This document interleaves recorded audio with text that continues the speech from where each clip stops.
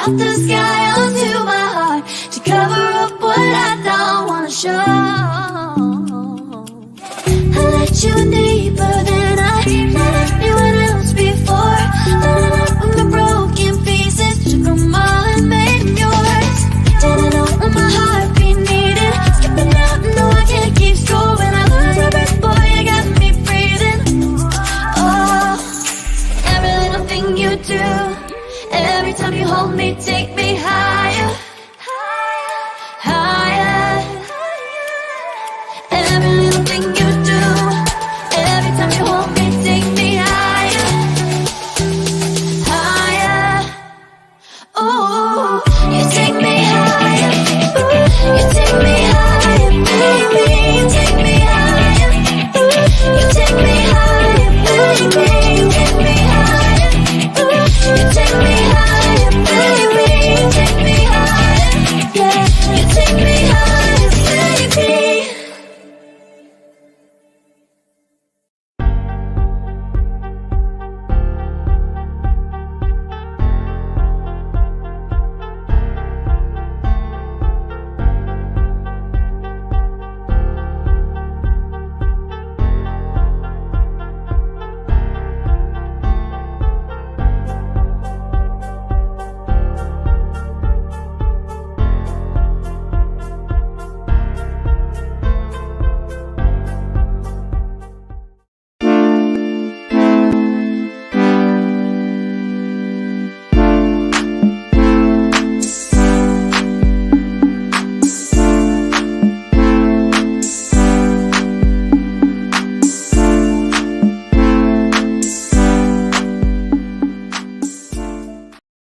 Welcome to Radical Truth to Power, the progressive news show with Let's Be S3. I am your host, Marlon, along with Anna Hart and Tracy Carson, who's going to be in and out of this video from time to time because the 49ers are playing and nobody cares but her. So, fine.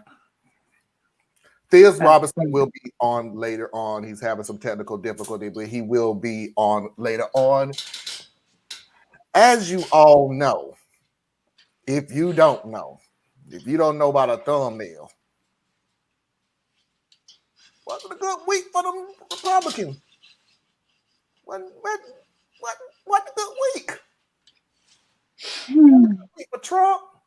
Wasn't a good week for DeSantis. Wasn't a good week. And I'm not going to sit here and rub it in and things like that, especially in this country where something good happened and then something bad happened and then we keep going back and forth. But for now, I'm going to enjoy myself. And we're going to go and look through all that happened this week with Trump, Ron DeSantis.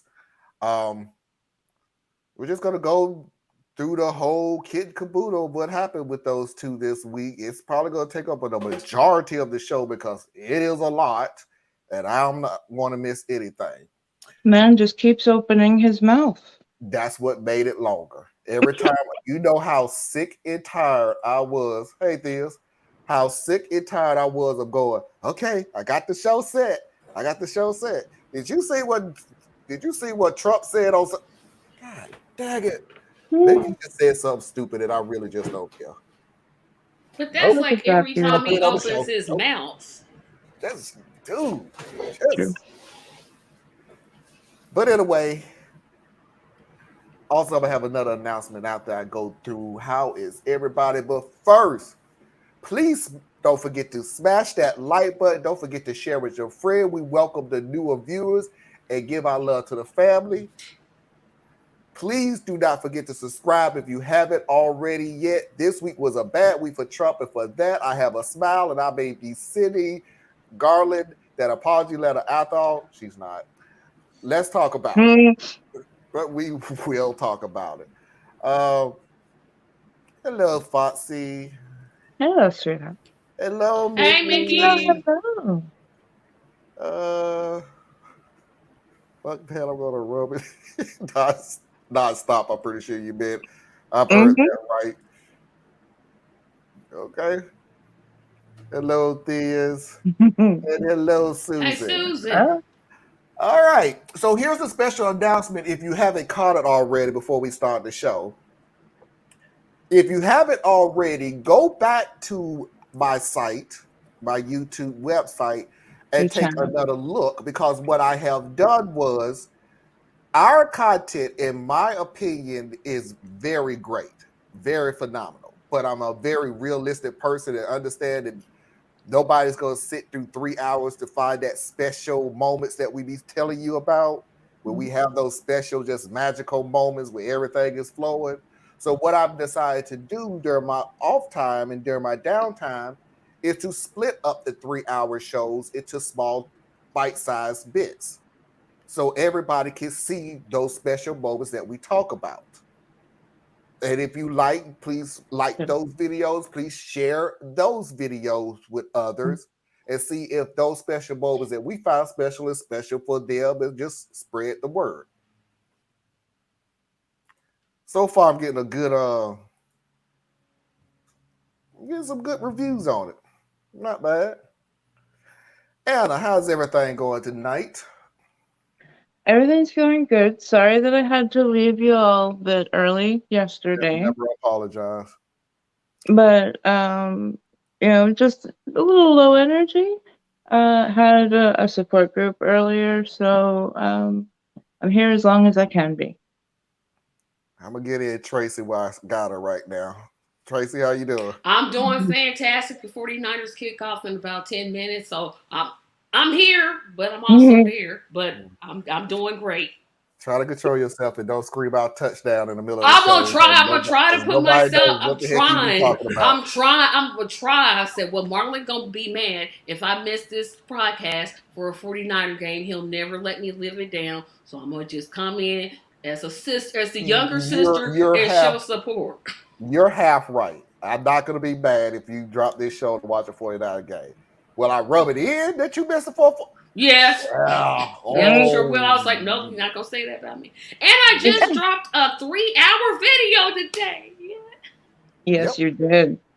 I started watching that. It was really good. The like part that I got a chance to get into was really good, because I saw you drop like a 7-minute version. 17 minutes. Okay, but then after that, you dropped the full version. I started watching the full one.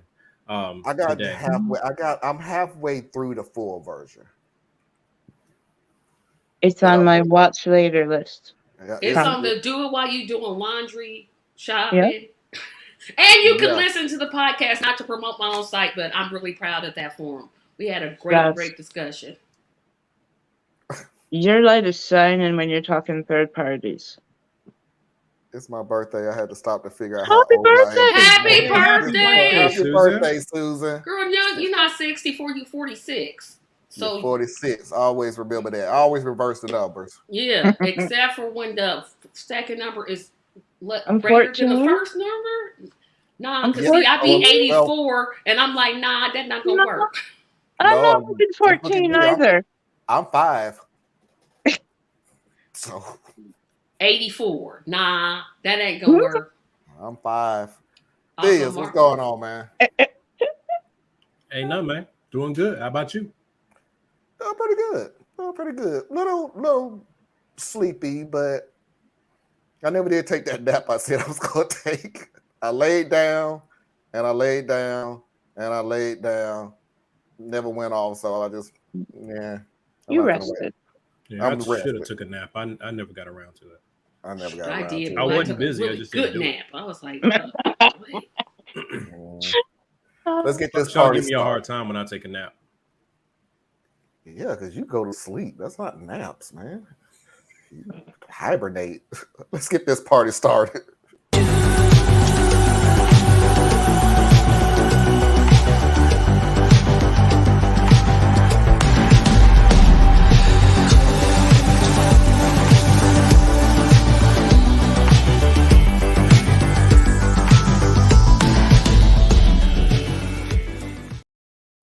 So we're going to go ahead and jump right into it. We're going to keep the thing going. So off the bat, we're going to go ahead and discuss that New York is suing Trump for a slew of things. I'm sorry. I'm not even going to waste everybody's time trying to go through it.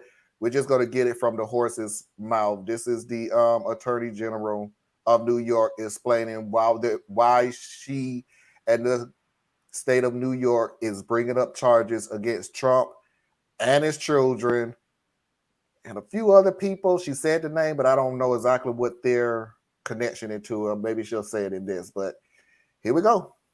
Following a comprehensive 3-year investigation by my office, including witnesses, interviews with more than 65 witnesses, and review of millions of documents that were submitted by Mr. Trump and others, I am announcing that today we are filing a lawsuit against Donald Trump for violating the law. The complaint demonstrates that Donald Trump falsely inflated his net worth by billions of dollars to unjustly enrich himself and to cheat the system, thereby cheating all of us. He did this with the help of the other defendants, his children, Donald Trump Jr., Ivanka Trump, and Eric Trump, and former Trump Organization CFO Alan Weisselberg and Trump Organization Controller Jeffrey McConney. Mr. Trump and the Trump Organization repeatedly and persistently manipulated the value of assets to induce banks to lend money to the Trump Organization on more favorable terms than would otherwise have been available to the company, to pay lower taxes, to satisfy continuing loan agreements, and to induce insurance companies to provide insurance coverage for higher limits and at lower premiums. This conduct was all in violation of Executive Law, Section 6312, which gives the Attorney General broad and special powers to go after persistent and repeated fraud and illegality. As part of demonstrating illegality under that section of Law 6312, we show that they violated several state criminal laws, including falsifying business records, issuing false financial statements, insurance fraud, and engaging in a conspiracy to commit each of these state law violations. So here's what we at. Then Thea's jump in at any time because I know you know this better than I do. What Trump was doing was inflating the value of X property. Pick a property. I don't care. Inflating the value of that property. Then he would go to banks and get loans for X property, saying that it costs this much. Its value is this much. Value was nowhere near that at all. But on paper, when it's time to pay taxes on that said same property, he would chalk it in as a loss, that it lost value. So you have the bank saying that it's at this value. I'm loaning you this money because you said it was at this value, but when it's time to pay taxes, no, we lost value in that same property, so I can pay less taxes. Kind of legal. Do I got that right, Theus? Yeah, the way you described is perfect. Okay. Yeah. So the that's part what that he did that's illegal is all of it's illegal. But the biggest part is the fact that he did both sides. Yeah. Yeah. He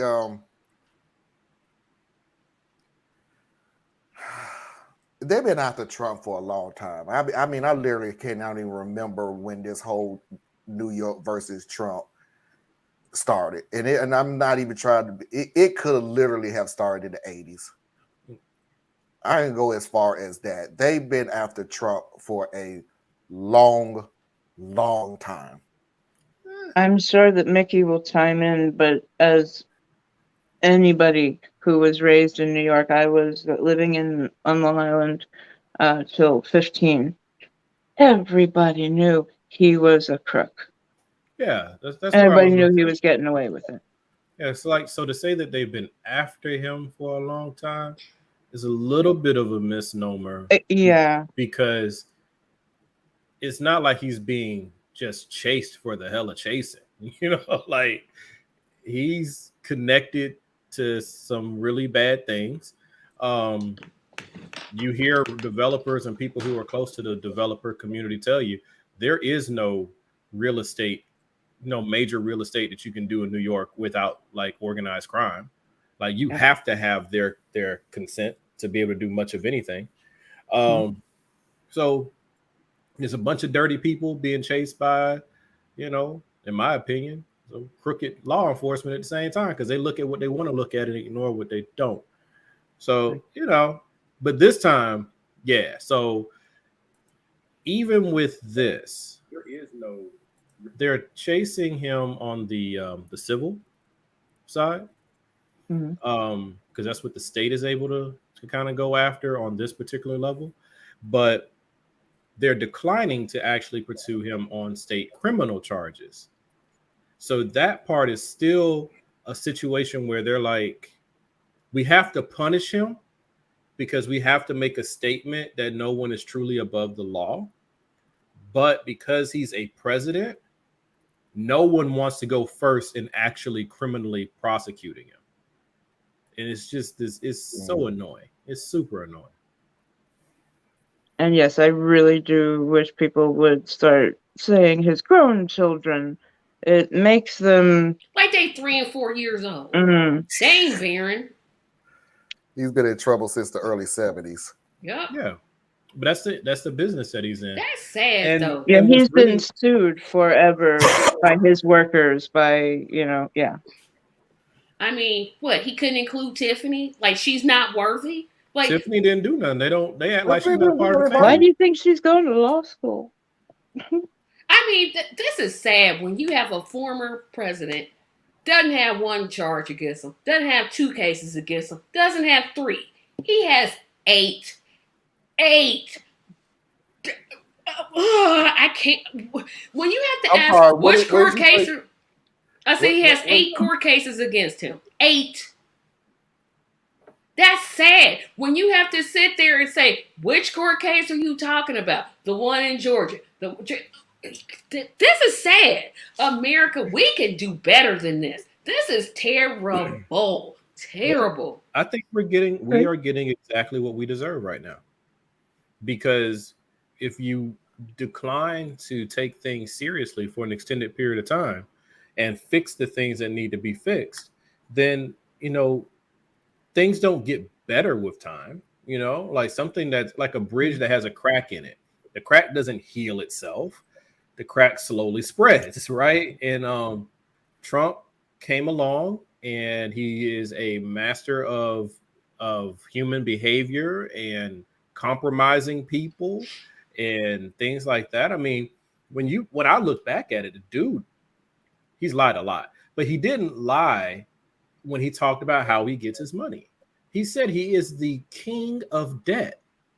Mm-hmm. He knows how to take an asset, leverage it, use somebody else's money, and go get some more assets. Like, that's how real estate works. And he plays on a high level. And he plays on such a high level that he got to the point where he doesn't really care if he owns it. He wants to have rights to it. And then that way he make money without all of the downside too. So he's, and his kids, they're no dummies. Oh, well, Eric. But Ivanka and Don Jr., they're not dumb. They're very intelligent. They're just crooked as all get out. Well, gee, wonder who they learned it from. Yeah, they learned from an early age. By watching him, and he learned it by watching Fred Trump. He learned from his dad. Mm-hmm. So it's a whole system. What I think we're kind of seeing is there's a part of America that is so aspirational that no matter what the ultra wealthy do, they will make excuses for it because they believe somehow they or their descendants can be that one day. So they will do anything and ignore anything for those ends. Then you have another group of Americans who look at it and they're like, how do these people keep getting away with this? But then there's yet another group who looks at it like, these people live a life you can't even imagine. Like, it's not our reality. It's just not. When you're worth $1 or more billion, your Monday ain't his Monday. It's totally different. They got their own calendar, man. So yeah, we'll see what happens. So let's move on to the other bad news for Trump this week. So we all know that Judge Eileen Cannon, allowed Trump to get a special master's for the documents that was taken out of Mar-a-Lago a while back. And this is what I did not know. What I did not know was while the special master was going through the documents, that the DOJ had to cease their investigation and wait until the special masters went through all of it, and what was ever left over. Well, they let the DOJ start reviewing it while they were reviewing. They had a head start. Yeah. But then they had to stop because of this. Yeah, so basically FBI, which is a part of the what do you call it? The national security apparatus. Mm-hmm. So they're part of the executive branch. All these files belong to the executive branch because they belong to the government. So they go in, hey, give me your stuff. All right, here's all your stuff. All right, they set up cameras because they're not quite sure. They don't believe him. There's more stuff. Mm-hmm. So they go back, they get some more stuff, and then they immediately go through all of it because there was like 2 weeks before this Judge Cannon person got involved. So they've already gone through like all of this. Okay. The problem is the judge then made it so they couldn't use any of it for the rest of their investigations until she resolved her thing. So it's like, even though we've now seen this, we can't touch it, we can't use it, we can't do anything with it until this process is done. So now anything that's done on the security side, like who found out about this stuff? Who are they related to? Who are they connected to? How bad might this be? Do we need to get our agents out of the field so they don't get killed? Like all of that stuff, it just had to just wait. Well, not anymore. Not anymore. It has been a rough day on the legal front for Donald Trump because in another blow, tonight there is breaking news on the investigation into the classified documents that Trump stashed at his retirement home at Mar-a-Lago. A federal appeals court just before he went to air just ruled in favor of the Justice Department, putting a partial stay on the order from Trump-appointed Judge Eileen Cannon that would have prevented the government from using the Mar-a-Lago classified materials in their ongoing criminal investigation. Harry Littman is a former U.S. attorney for the Western District of Pennsylvania, also served as Deputy Assistant Attorney General in the Department of Justice, and he joins me now. Harry, this ruling just came out. It's a 3-judge panel, we should say. 2 of them, those judges appointed by Donald Trump. All 3 finding that for the government. Give us a rundown of what they said. It couldn't be more definitive. There's a matter-of-fact tone to it, and you read it, and really what comes through is this is so obvious. It's like waking from a nightmare. People who had looked at these other opinions by Judge Cannon tried to explain these were not in some subtle way arguably right. They were completely off the reservation. And you read these 27 pages. It's a per curiam, by the way. The 3 judges decided to show their unity and all be together. They almost surely have been writing it over the course of the week. So clear was it what she did was wrong. And they just set it down and rebuke everything she said. Possessory interest. We cannot discern that. You don't want to hear a court of appeals say that. We cannot discern a reason why there's a possessory interest.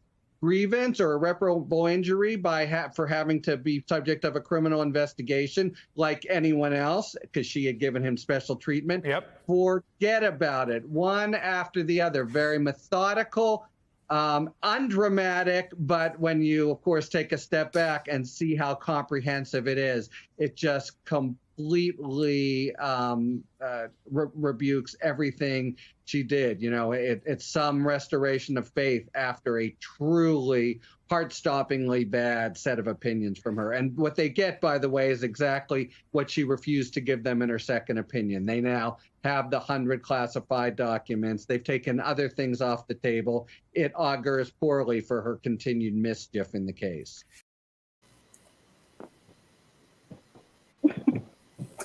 The dog know when to come. The dog knows when to leave. That's a smart dog. She's a good girl. One thing that I'm a little tired of with this, and I know it's wonderful for the public as far as being entertained, because we're obsessed with being entertained, but we really don't need to know all of this. And we always get spun up on this little in-between stuff. Like they're talking like, oh yeah, we got them.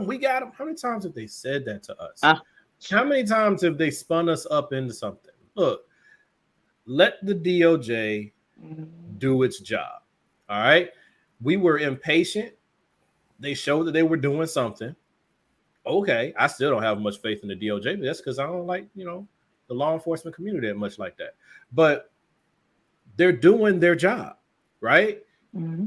Let it flow. Like if letting us get each little bitty bit is really just serving the national media's interests, because it, keeps people engaged, so to speak. But I don't know. Like the thing about, okay, this is what gets me. The appeals court. Okay. Why every time they mention the appeals court, they have to say 2 of them were Trump appointed justices and the other one by Obama? Why? Because that's the first thing they always come out with is, well, the judges are always against them. So we have to say, no, these were Trump-appointed judges. They said it, and they said it enough. And to me, it just seems like it's just being done for effect. Because once you've said it, cool. But it's like the same channel, MSNBC, at the same channel will say something along the lines of, we have to get back to jurisprudence where the judges are doing their job. It's not about who appointed them. It's about the job that they're here to do. And then they will follow that with, well, you know what? 2 of Trump's own judges. Like you are now saying they belong to Trump. Every judge that Trump appointed does not belong to him. It's just that he appointed them. They're creating the hysteria that they say they don't want. It's so that part kind of irks me. Like you're undermining the very thing you say you're against. The deal is, I don't think this guy was taking. To me, he was coming off as he wasn't cheering so much as this was a win for the DOJ. To me, it sounded like he was just taking, potluck shots at Judge Cannon. Like it was, your ruling was just so outrageous and unhinged, and it didn't make any sense. And these 3 people came together, and I love one part, didn't read it, so once again, things may be corrected. This was more theatrics than anything else. One after the other, we breaking it down, busting one after. She made a sentence, they bust that one. She made another sentence, they bust that. And I was like, you really don't like that judge, do you? Because you're really taking some shots at her. I don't think it's even that they dislike her. It's just MSNBC is playing its role. Mm-hmm. And it's turning everything, but not alone, but right now I'm talking about them particularly. They turned everything into a WWE wrestling match, right? It's so tiring. Is this a serious issue or is it not? This Judge Cannon pulled a decision out of her nether region and just made up something. And we all knew this was garbage, but then we had to sit back and wait because we've seen dumb things happen and see what happens. And they they stuck to what made sense, and they said this does not make sense. We cannot support this. We're not going to support that. We're not going to take this particular case. So now it goes back to her, and she had to eat a little bit of crow. And then we go from there.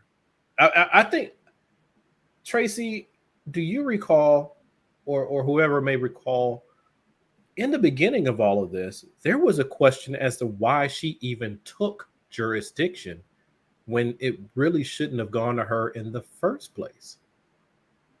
It's like that's gotten lost in the shuffle. I don't remember that. I don't remember. Yeah, she's a magistrate judge. No, I'm sorry. The magistrate judge is the one who had jurisdiction. She technically is on a slightly higher tier of judges. And Trump went around the magistrate judge and went to her because she's in the same area and had her step in. Like, he literally sidestepped the judge who had it to go to another judge. And then now it just became that judge because in a way that it's like a tiered system. Yeah. Or whatever. Yeah. But like, how do we just move right past the fact that this dude was like, yeah, I don't like this one. No thanks. That's why he's gonna get away with all these court cases. He's not going to jail. He's not going to prison. It's like the whole thing is just frustrating to me. Do I want him to go to prison? Absolutely. Is he going to go to prison? Absolutely not. And it just is like, stop wasting my time. Let's move on to improving the environment. Let's get children fed and just drop, because I'm just tired. I can't. I'm with you, Tracy. Because I'm like, look at what we're dealing with here.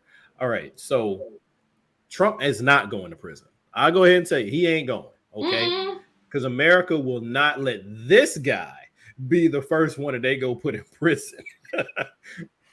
And if they do get any of his children, they'll get sentences like these other jokers have been getting. 60 days in jail. Right? With time served. With time served. What is that? You just basically put an F on their record so they have a felony and they continue on with their wealthy lives because it doesn't matter because they're good, you know? So run his pockets. I say do that. Make it so he can't do business in New York anymore. Make it so he can't do business in Georgia. Make it a headache for him to even function in America. And that's about all you can do. Make him a pariah and move from there. My problem, now I'm going to pivot to Joe. You and your party. Joe who? Biden. Oh, I was like, who Joe? Oh, okay. I thought you meant Manchin, but have done next to nothing to close the holes that he exposed in the system. Yep. You're not trying to fix the emolument situation. You're not trying to fix the electoral college situation. You're not trying to fix the gerrymandering situation. You're not trying. You and your party are just using this almost as business as usual for fundraising and an ability to try to get more people. And that's fine. We do need more Democrats in there, even though they're corrupt too. They're just a different type of corrupt than these fascists, you know, so it's a clear better, but you ultimately got to go too, because you're not doing the things that would keep us from being in this same situation. Because they want us to be, it's always said, we have to, this is where the Democrats think it makes you sick. They always have to have an enemy. I said it yesterday. I contend they don't want Roe v. Wade codified. How are they going to raise money? It would make perfect sense if they did. They could say, hey, look, we said we was going to do something, and we did. Biden does not want Trump in jail. If you look at poll numbers, Trump is the only person he can beat. He can't beat DeSantis. He can't beat Abbott. He can't even beat Gavin Newsom in his own party. So Trump is the best chance that he has. If he's in jail, that's it. It's over. Not only that, but I would even take it a little bit further and say that, yes, they need to have an enemy, right? That's just how they play off of each other. Let me bring up the wrestling, analogy again. That's how they play off each other. But then also it's like Biden, none of these guys, none of these politicians want to be the ones who actually did something significant, because if you do something significant, you'll always have people who are against it. So if you fix the voting rights situation, you're going to have inflamed a whole group of people. If you deal with the Electoral College, inflamed people. Codify Roe, inflamed people. They make their money and they build their careers and their lives off of doing just enough. Yeah. So put Trump in jail. You are now the president who put a president in jail. Yep, you're the president that put a president in jail. You know what I'm saying? You don't want to be that guy. Trump is the only person he can beat. Who else is he beating? I don't think he can beat Trump, because I do. Here's the reason why I don't think he can beat Trump. He could beat Trump. I definitely think he. I don't reason why I say it. Well, here's the deal, and he could beat Abbott. So I don't think he can beat Abbott. He can beat Abbott just because nobody wants to see Abbott, and then at the same time, America always has its secret bigotry that's always waiting. So the fact that Abbott is in a wheelchair, I hate to say it, but that's enough for a significant part of this Roosevelt was in country. a wheelchair. Yeah, but they didn't like that. Roosevelt had to hide that for a while. Oh, yeah, he did hide it. So, America wants that strong, virile appearance, right? They're not going to play that game with Abbott. Same reason they won't let Pete Buttigieg actually get to the highest office, because at the end of the day, they don't want to have a homosexual man in office. Eventually they will, but right now, I think a lot of people figure we already had a gay president. But outwardly, and and then you got who's the other guy? DeSantis is just creepy, so that's why he could probably win. DeSantis is he's Trump smarter. He's smarter Trump. That's why I said exactly. DeSantis, we warned everybody like that you're going to run up against a Trump who knows how to keep his mouth shut and do the exact things that Trump do. Even worse, he's done some worse stuff than Trump. Even Trump didn't do the "Don't Say Gay" bill. I'm like, dang, dude, you signed it. Trump is the kind of, like, you got to think about it like in the Klan mentality. Trump is the one who owns a business in the local town, otherwise is quite respected, but at night he puts on the hood and rides out with the boys to go terrorize the countryside. DeSantis is the kind of Klan member that he never puts on the hood. He never rides out. He selects and sends, right? He's the more polished version of what it is that you're dealing with, right? Yeah. Let me use your analogy, Theas. Trump is the one. I'll go with everything that you said, how Trump is. He's the respected business person who puts the hood on at night and rides around with the boys. DeSantis ain't riding around with the boys. He ain't putting the hood on. DeSantis will fund you. Yes. So you ain't got to worry about washing your hood. You ain't got to worry about the horses. You ain't got to worry about the barn. You ain't got to worry about none of those things. Man, the tiki torches, he'll supply the horses, he'll supply the sheets, he'll sew the holes in them. He'll do everything except for show up. But he doesn't need to, because for the things that he needs to be able to do, he's got to stay clean. Let's forget this man had his baby build a wall. Yes. His baby. Not somebody my age. His baby. Yeah. All right. Well, hold on. Let's stop for a second. So we're going to go ahead and get off Trump, since we already moved. So we're not going to talk about. He said, "I could declassify documents just by thinking about it." We don't have time now. We'll use it for next week, but I'll leave it up here. I got it up here. We'll look at it next week, because with president, all I have to do is think about it. And I got $1 million because I thought about it. I mean, there's a process, but you don't have to follow it. I can just think about it. Oh, okay. I don't know how Sean Hannity kept a straight face. I would have rolled out laughing. I'd be like, ah! Anyway, I'm sorry. Y'all make my head hurt. So I'm glad I didn't play the video. And I already got a video here that's going to make my head hurt anyway, because I saw it like 3-4 times. And So since we're already on DeSantis, let's go on to D and see what he's been doing lately. With regard to the suspected activities involving the 48 migrants from Venezuela, that, as we understand it at this point, the facts of the case at this point, are that on Wednesday, September 14th, here in Bexar County in the city of San Antonio, our understanding is that a Venezuelan migrant was paid what we would call a bird dog fee to recruit approximately 50 migrants from the area around a migrant resource center on San Pedro here in San Antonio.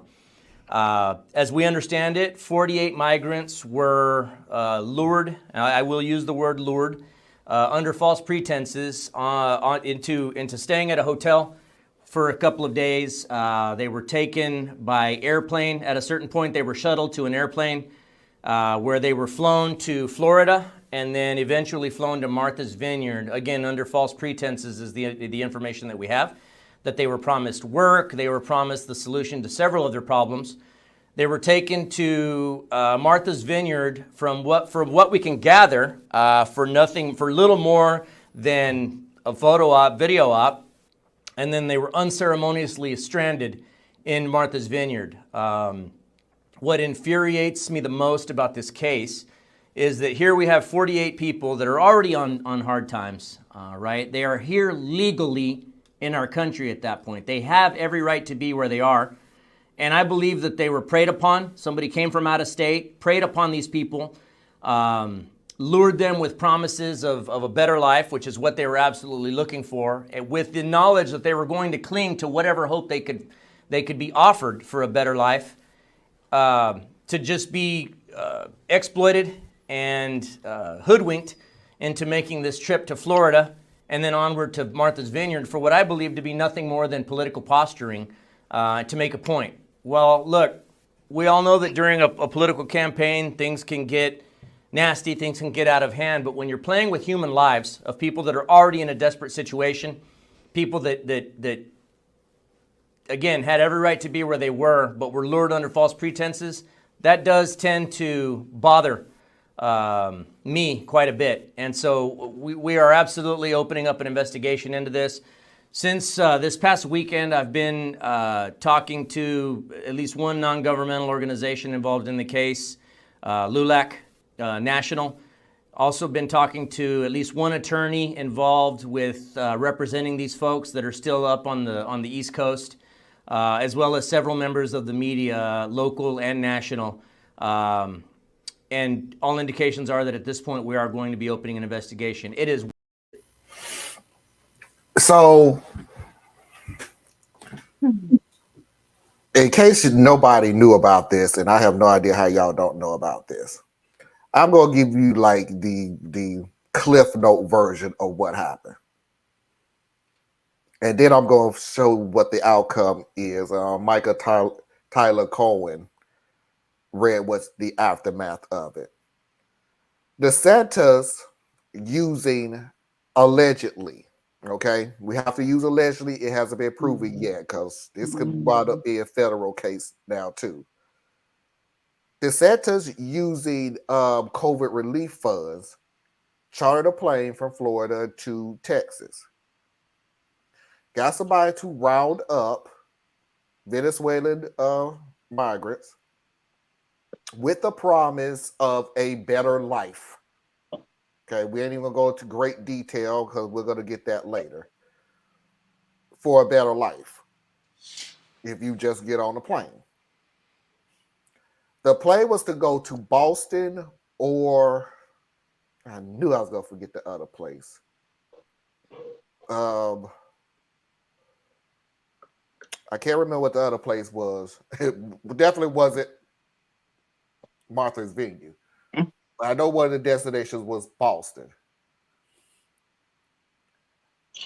These people, and I want to put this to you clearly, you're going to hear it again in a few seconds. These people did not know they was going to Martha's Vineyard until they was mid-air, and there is a case where one person said he didn't know until they was landing. So you know how they do the whole "we're coming to our destination" or blah blah blah. We'll be there in a few seconds. That's when you realize where you're going.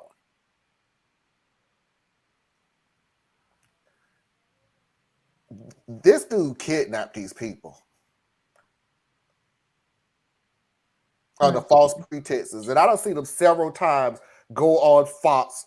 Of course, I got the papers right here. They agreed to it. I got the papers right here. Dude, your boys lied to these migrants. Lied. Of course, you would have your signature on lies. How hard was that? You're going to give me a better life? Hey, okay. And then you're going to strand them.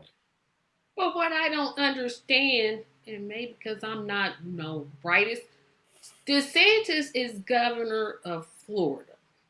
Yeah. But he flew a plane to San Antonio, Texas, where they have a totally different, how did, what? I'm like, that didn't even make sense to me. I'm like, why are you flying a plane to a whole different state? You don't have any jurisdiction there. I can see if they were all, well, I can't see it because obviously I think it's kidnapping, but if like they all came to Florida, well, okay, you're governor of Florida. You're not governor of Texas. That's what's not making sense to me. I'm like, okay, huh? I'll tell you what's so funny about what you just said. I showed the video of this sheriff who's opening an investigation, and he's a Texas sheriff.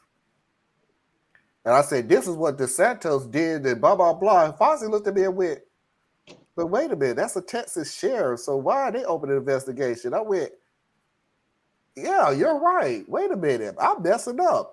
Because in my warped thinking, you would think America, Molly, in my warped thinking, I would never think that a governor will send a plane to another state to do this. Yeah, that's tell me, because I'm just so confused. I'll take it on myself and not think that anybody was crazy enough to do that. Like, did he get Abbott's permission? He was like, man, I'm going to send the plane. Abbott was like, yeah, sure, send it. What? Didn't really need Abbott's permission. So basically, he's trying to edge Abbott out and stay relevant to the tough on immigration stance that the Republican nominees have to be able to model. So Florida doesn't have a natural border.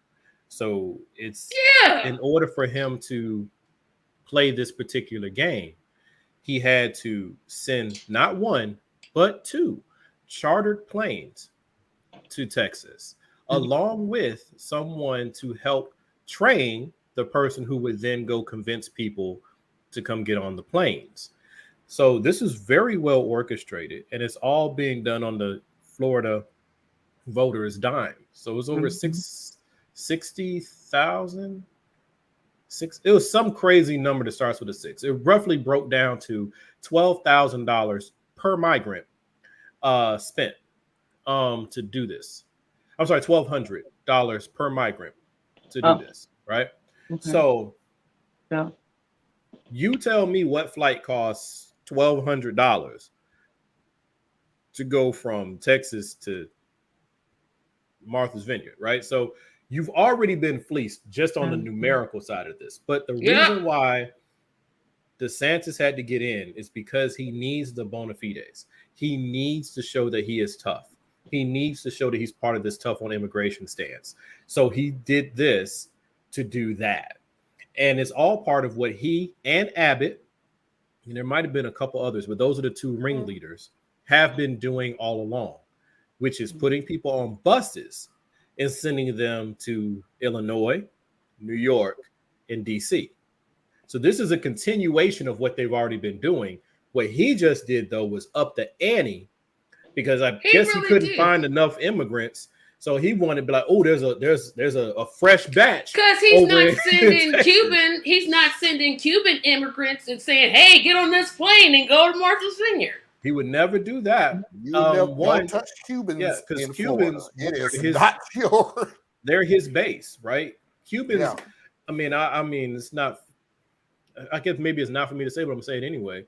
The light Cubans are kind of self-hating Latinos, right? Like they don't identify with the rest of Latin America. They very much see themselves as their own thing, right? So they don't look at the Afro-Cubans as being Cuban. They have a lot of power and sway in South Florida, and they are very conservative, right? So yeah, but that just seemed odd. I'm like, that's like the governor of Indiana going over to Illinois and saying, hey, what we gonna do, we gonna just take y'all immigrants and we gonna send them to California. What? Yeah. That's what I'm saying. Like, didn't Abbott think, hey, you can't be coming in this state and doing that? Abbott doesn't care. He wants them out. Abbott doesn't care. I'm honestly shocked. Abbott knew. I was me and DeSantis was working together on this whole thing. And he came up with this brilliant plan. DeSantis knew. But yeah, but that's all it is. It was a sick thing, and here we go. Fake liberals. Don't get all high on your high horse. Okay? DeSantis was sloppy and he handed you a win. And I don't blame you for playing the hand that you just got dealt. That's cool. But you don't care nothing about these immigrants like that either. So fortunately, they landed, they were dropped off in an extremely wealthy area. That was dumb. That is not hostile. So they were able to absorb these 50 people and do the right thing because they wanted to do the right thing. Make that 2,000. And let's make this perfectly clear. Because I had to have Thea's help me with this. So I'll give all credit to Thea. Those people, individual people working as a group, help those people. Not the Democrat people help those people. No, those people. We don't know what their political affiliation is. Politics is. You could have a Democrat, a Republican, an independent, and an atheist, and they all figured all together. I know atheist is not a political party. Waiting on it though. But these are individual people that work together to help other individual people. We're not going to with the politicizing stopped as soon as they landed. Everything from that point was political circus. But one thing I did like though was when these immigrants got there and that community rallied to help take care of those people, they did not immediately run to a camera to say, look what you did. First thing they did was rally around each other and rally around these people and take care of them. Then they sent out their press corps, right? That I commend that community for doing that. Yeah. So we're gonna go ahead because we got about five minutes before the hour. Okay. Yeah, we didn't get that one. We all missed it. Yeah, we'll find out in a second. This is from Brian Taylor Cohen, another guy that I look at a lot. And this is all giving all credit to him. But here's the lawsuit against DeSantis and his cronies for what they did. Some news here regarding Ron DeSantis and his stunt in using 50 migrants as political pawns by inducing them onto an aircraft and shipping them to Martha's Vineyard. These migrants have filed a class action lawsuit against Ron DeSantis and other Florida officials seeking compensatory, emotional distress, and punitive damages. According to the lawsuit, the migrants accused DeSantis and his co-conspirators of, quote, designing and executing a premeditated, fraudulent, and illegal scheme centered on exploiting this vulnerability for the sole purpose of advancing their own personal, financial, and political interests. This scheme involved DeSantis identifying and targeting class members by trolling streets outside of a migrant shelter in Texas and other similar locales, pretending to be good Samaritans offering humanitarian assistance. It went on to claim, quote, To gain the plaintiff's trust and to induce unwitting cooperation with defendant's scheme, DeSantis and his co-conspirators provided items such as $10 McDonald's gift certificates to class members suffering from chronic food insecurity. After luring plaintiffs by exploiting their most basic needs, they then made false promises that if they were willing to board airplanes to other states, they would receive employment, housing, educational opportunities, and other like assistance upon their arrival. The complaint goes on to reveal that DeSantis and his co-conspirators, quote, told them they were flying to Boston or Washington, D.C., which was completely false. Instead, the chartered airplanes dropped plaintiffs off on Martha's Vineyard in the evening with no food, water, or shelter. No one on Martha's Vineyard knew they were coming. And finally, it's worth noting that, quote, the plaintiffs' participation in the federal immigration processes, to which they were constitutionally entitled, was impeded as they were transported thousands of miles away from where they needed to continue immigration proceedings. Plaintiffs were not informed that they would be flown to an island off the coast of Massachusetts that could only be reached by plane or ferry. The first time that many of the putative class learned that their destination was Martha's Vineyard was when they were midair.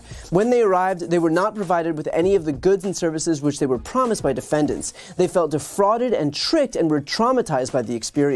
According to a Rolling Stone article written by political reporter Nikki McCann Ramirez, because these migrants were misled about job opportunities and housing and even their destination, DeSantis and his co-conspirators may have committed fraud or even kidnapping. According to Georgetown law professor Heidi Lee Feldman, deception by transport organizers would mean these migrants likely have a viable cause of action to sue DeSantis and those who helped him for intentional infliction of emotional distress as well as pain and suffering. The DOJ could also intervene and take legal action. USC law professor Gene Rees explained that having state officials like DeSantis or Abbott orchestrating these stunts would, quote, frustrate the government's enforcement ability. For his part, California Governor Gavin Newsom revealed that he was, quote, formally requesting the DOJ begin an immediate investigation into these inhumane efforts to use kids as political pawns. Martin?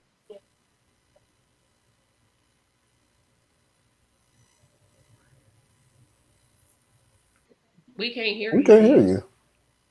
Sorry, I muted myself. So one, this is not to take away from the situation, but anybody here really believe that these migrants are the ones suing? Nope, I sure don't. No. Right. I'm like, they What can't money? even speak it. I'm like, what? With what money? With what Right. money? So really, they left for a $10 McDonald's gift certificate. Don't think you all of a sudden got some cash flow to sue yeah, but a governor of a state. But this is where the Democratic Party and its affiliates step in, and also the human rights organizations and stuff that have been fighting on this side of the fight for a while. They now have some chess pieces to play with, and they're gonna play them. And that's not wrong. Okay, I'm not saying it's wrong. I'm just saying, are you doing it because it's a part of your overall mission, which is what I suspect it is, or are you doing it because of these people's individual trauma, which I doubt that it is. So at the end of the day, though, it's a good thing. Sue him. At least have him have to spend time. But it's still going to come down to like a couple of negative news cycles and then kind of go away, and it'll be resolved and settled in the dark. But Wait, is he going to just be able to pay money and get out of it? either that or the case will ultimately get dismissed and they'll be able to have an expedited path to citizenship. Or green card status. I'm looking for that one. I mean, that's probably what they'll get. I'm because really looking at the fact that they're just going to say, look, if y'all drop this, we'll make you citizens. I don't think a green card is going to do it. Well, I don't think they don't think you can't barter citizenship, not like that. So what I suspect what they'll do, because it's actually one of the things that's a consequence of what he did, like it's in the law somehow. They can be automatically moved forward in the process of naturalization. Like they won't automatically get to be citizens, but they'll be moved forward as far as, because they were victimized, right? They were human trafficking. Expedited, yeah. Right? Yeah.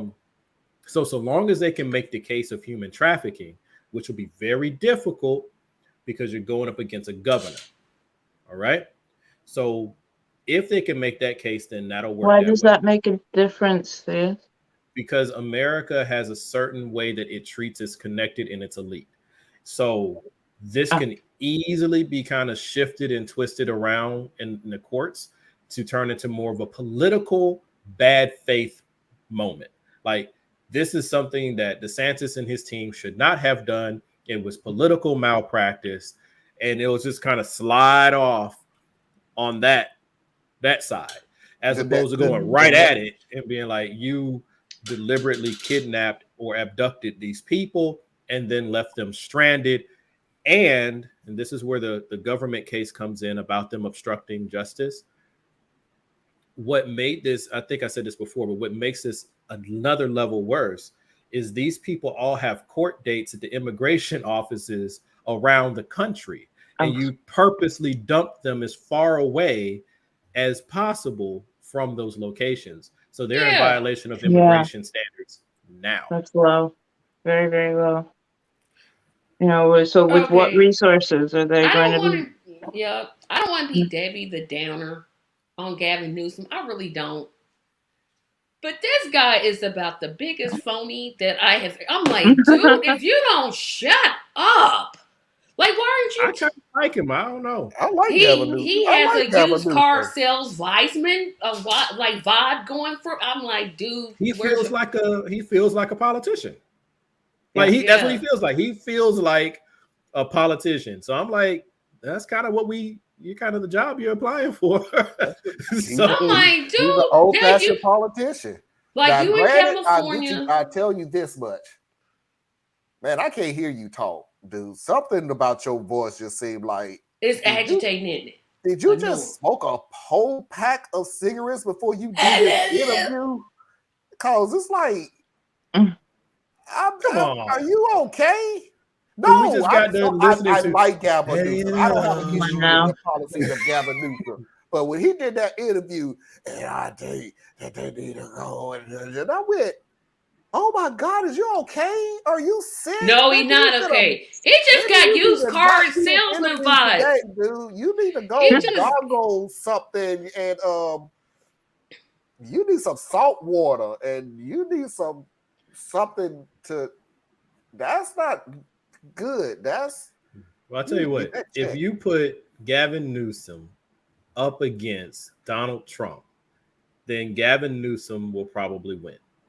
Yeah. If you put Gavin Newsom, I'm gonna disagree with you on that one. That's fine. If you put Gavin Newsom against whatever DeSantis' first name is, DeSantis will probably win. Because the two of them head to head, I think, because the left is so purity driven that they're like, I'm not really feeling that dude like that. I kind of have to disagree on that. I don't think Newsom will lose against DeSantis if a head to head. No, not against DeSantis.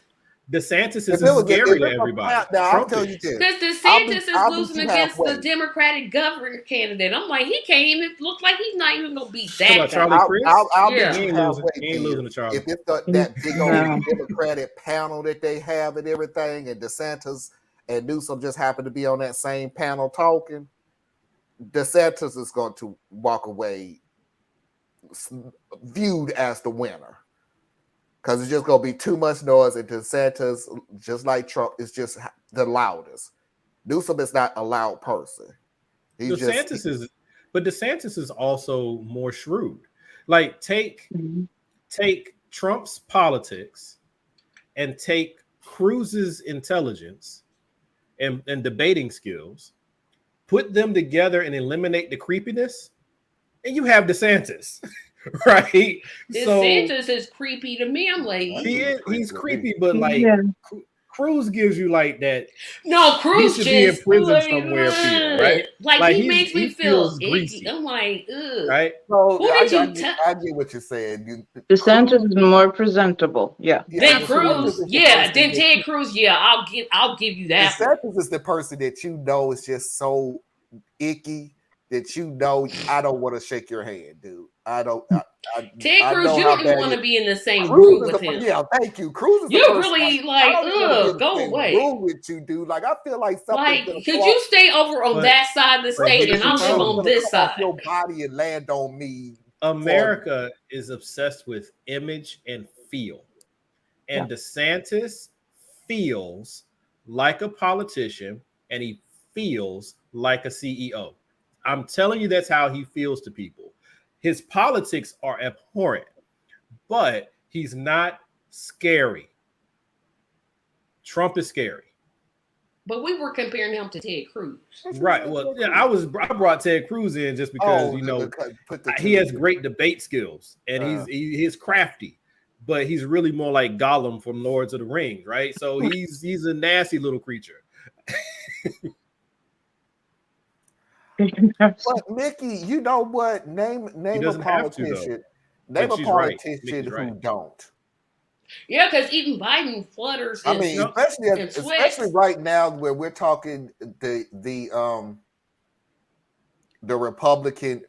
Republican Party now. Now I ain't talking about in the past. In the past, no, because Republicans and Democrats at that point will talk you to death to the point where you just don't want to even ask them any questions no more. But at this point, yeah, they're the hit and leave type politics. Yeah, the reason why DeSantis and Cruz other is politicians, great at that. Cruz is mastered that. But Cruz doesn't stutter because he's got that's what I mean. Cruz don't have to stutter because Cruz has said what he said. He knows that the vote back is coming, but he already walked off. Yeah, he goes. He knows how to manipulate any discussion. Yeah. He has no skin in the presidential game because he criticized Trump. Trump insults his wife, and then he turns around and fills phone calls. Oh, what? Trump is? Dude. I mean, Cruz, his career will never be more than what it is. No, he's never be because he's insulted too many people. No one has ever liked him since he was a kid. And then you got the situation where Trump punked you out like that. And then you work for him. And then you go to work for him. And not only do you work for him, you're going to become a major advocate for him. I'm glad to work by the president. He called my wife ugly. Sure, he said. Yeah, but to a Trumpist. Now you done punked yourself out to... yeah, he will never, ever run for president. He should don't run. Now you done punked yourself out. Oh, no, let me take that back. Please run. Well, what he did with Tucker was bad, but it was already too late. Because the thing that people keep missing about the Trump crew is you don't get to assume Trump's mantle, right? No. That mentality, that mindset has to adopt you. You don't get to go and choose them. So they had Trump. If Trump wins, they'll stay with Trump. If Trump doesn't run, then they'll go with DeSantis. They've chosen who's next. Cruz can never be that. Then they never will respect him because they know he's a bootlicker. And that's it. That's him or Lindsey Graham. Them two might as well forget it. I don't know about I was gonna say that. So I'll put my money on the bootlicker of Lindsey Graham over Cruz any day though. I wouldn't dare. If I had to rank them, I pick Cruz over Lindsey Graham. At least Ted Cruz, he's a good debater. Lindsey has never tried to go for president, as far as I know. Yes, Lindsey Graham did run for president. He did? Yes, he dropped out, or he called Trump a traitor, a narcissist, a homophobe. Yeah, you don't remember all that? Yeah. He was part of the he's clown been car. primary a couple times. Yeah. He's a traitor. He's a narcissist. I remember him making a statement. I didn't know he was part of the Republican clown car. He was running. But that's funny too. The Republicans were the first ones to do this. They had 13 people running at one time. And that is how Trump managed to split the field effectively and grow a core and then win. Then the Democrats did the same stupid thing right behind them. No, they went 20. They said, we're going to beat this 13. We're going to up this to 20 people. Right. But I'm saying like that whole... You've lost all dignity of the process, right? So now the Democrats go and do the same thing. So now we're in a world where everybody runs. But shouldn't everybody run? No, everybody shouldn't run. No, I think the Russia gets the best. Well, so long as you have a two-party system, it doesn't work. Well, we would need ranked choice voting, or we would need to have multiple parties like a parliamentary system. Those would work, and you can let everybody run.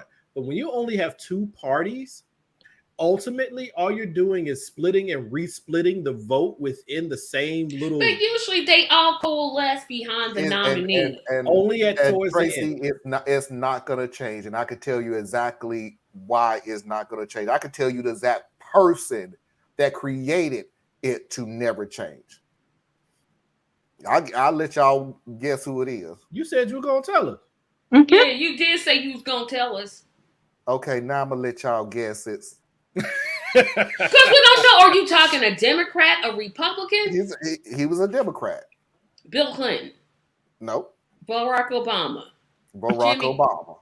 Yeah, he did. Because they're gonna always have this inkling of the person that came out of nowhere. But it was only like 5 people when Obama ran. It was literally 5 people on the Democratic side. It was literally 5.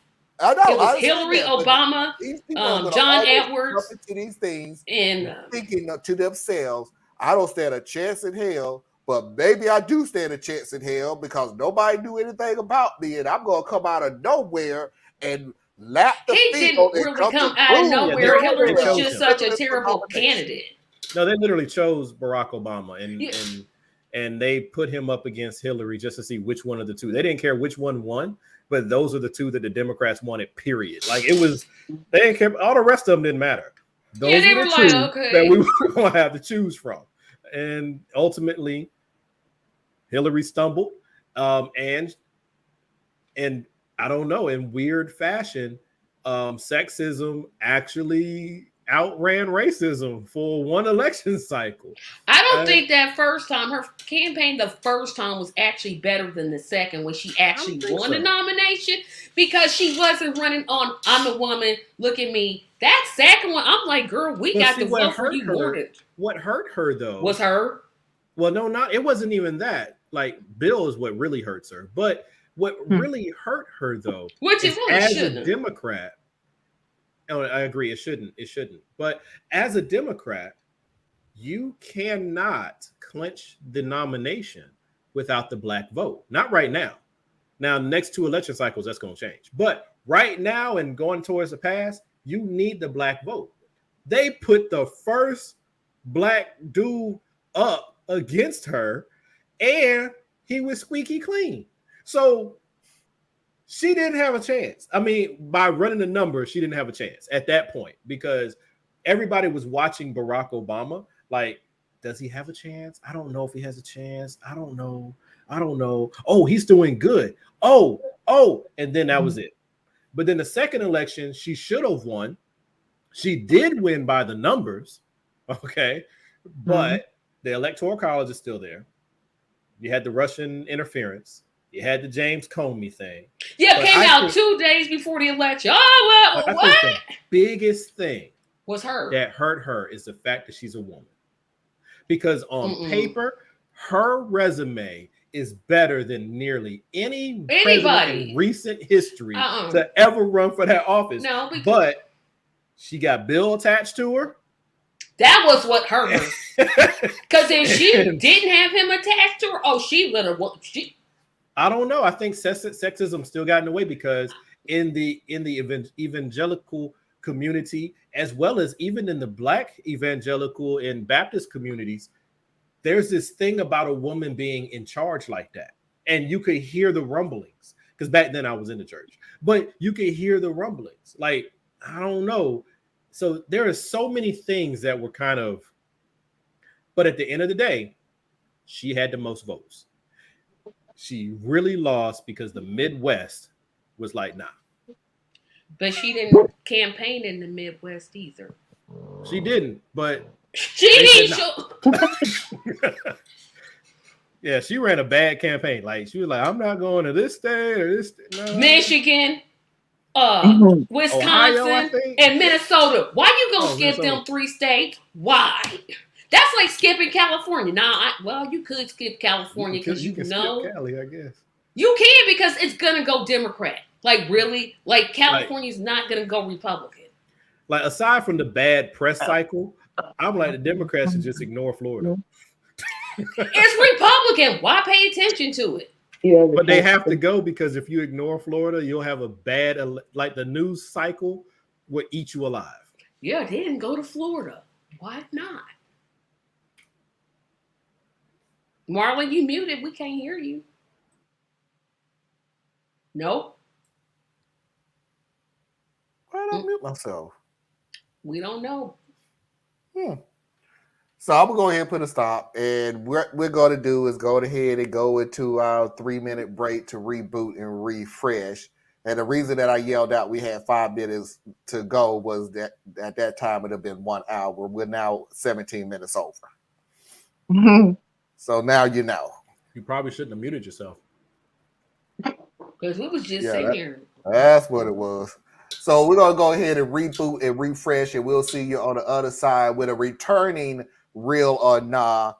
And I don't have a Am I the A-hole this week because it's Trump. Foxy's videos of the week. Yeah. So it's a combination of Foxy's videos of the week and Am I an A-hole? So we will see you all on the other side.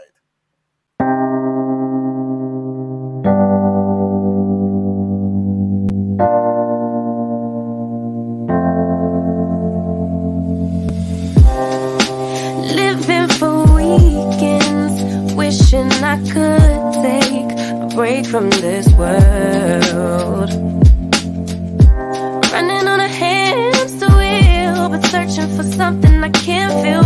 I just wanna be a lost girl and fly. Take a breath, feel my wings spread, levitate above the ground and make eye contact with clouds. Now I'm rising, I'm soaring above it all. I just wanna be free, finally, I wanna be free, I wanna be free, finally, I wanna be free,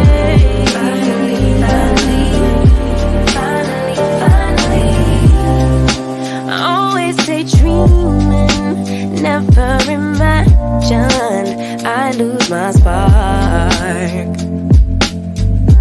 Living in this crazy time, putting back the pieces of my mind. I know how to run from the dark and fly. Feel my wings spread, levitate into the clouds. I'm so high above the ground. I'm rising, I'm soaring above it all. I just wanna be free, finally, I wanna be free, I wanna be free, finally, I wanna be free,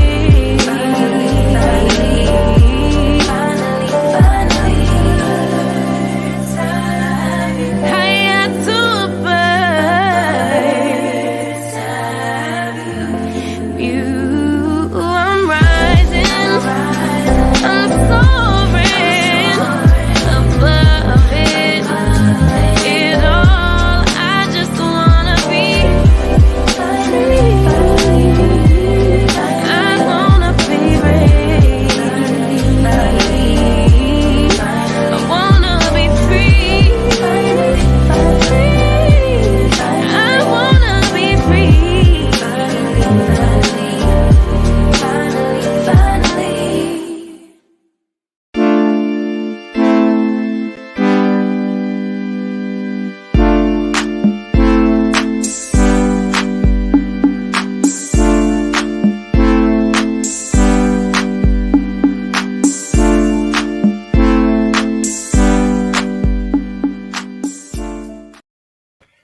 We are back. 49ers suck.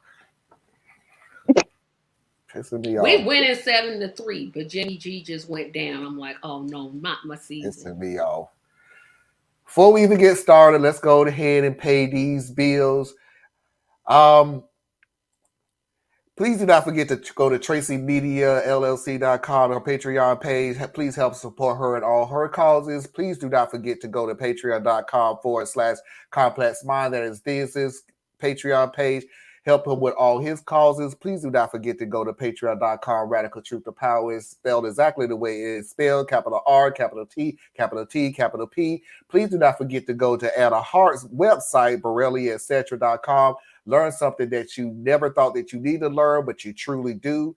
If you are new to this place, please do not forget to hit that subscribe button if this is the content that you always like.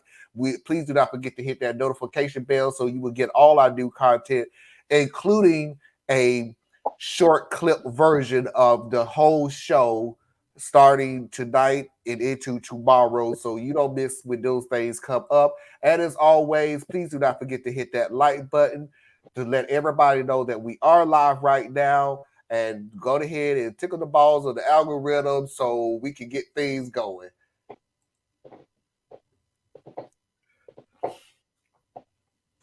I've used that before. Stop looking shocked. I don't get to say. I'm shocked.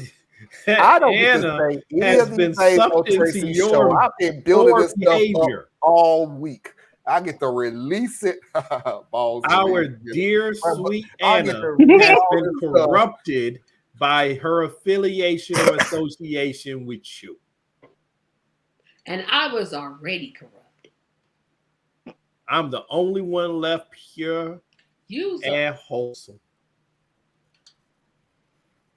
The lightning is going to strike, and when it does, I'm Well, the glad good I'm thing in about it is it's Indianapolis. going to strike him. It ain't going to strike me. I'm way over here in Charlotte. Here. No lightnings, because it's true. With such a cute face. A little behind in the stream, but I think Tracy was saying it's good to have a bunch of candidates running in the primary, but Thea's and Ballin might have thought she meant the general election. I meant both. I meant the primaries. I meant both. I'm like, it's good. I didn't have an issue with either one of them. The only thing I had only thing that I had an issue with was you had 16. We're gonna have 20. Like, so who cares? And all of them was saying the same thing. To one. Because they're all being coached by the same group of except for stupid Tulsi Gabbard. Biden and Trump in 2016. It's something totally different. Whole different environment. So Biden would have won because he was just coming off of. That's when I thought he was gonna run, but for some reason he didn't. Yeah. Well, it was also right behind losing his son, so it really wasn't his. It was. Yeah, that was it because I couldn't remember. I was like, wonder why he didn't run, because he would have easily beat Trump in 2016. Because he said his heart wasn't in it at the time. And rightfully understandable. Now that's understandable. Mm-hmm. Real or nah?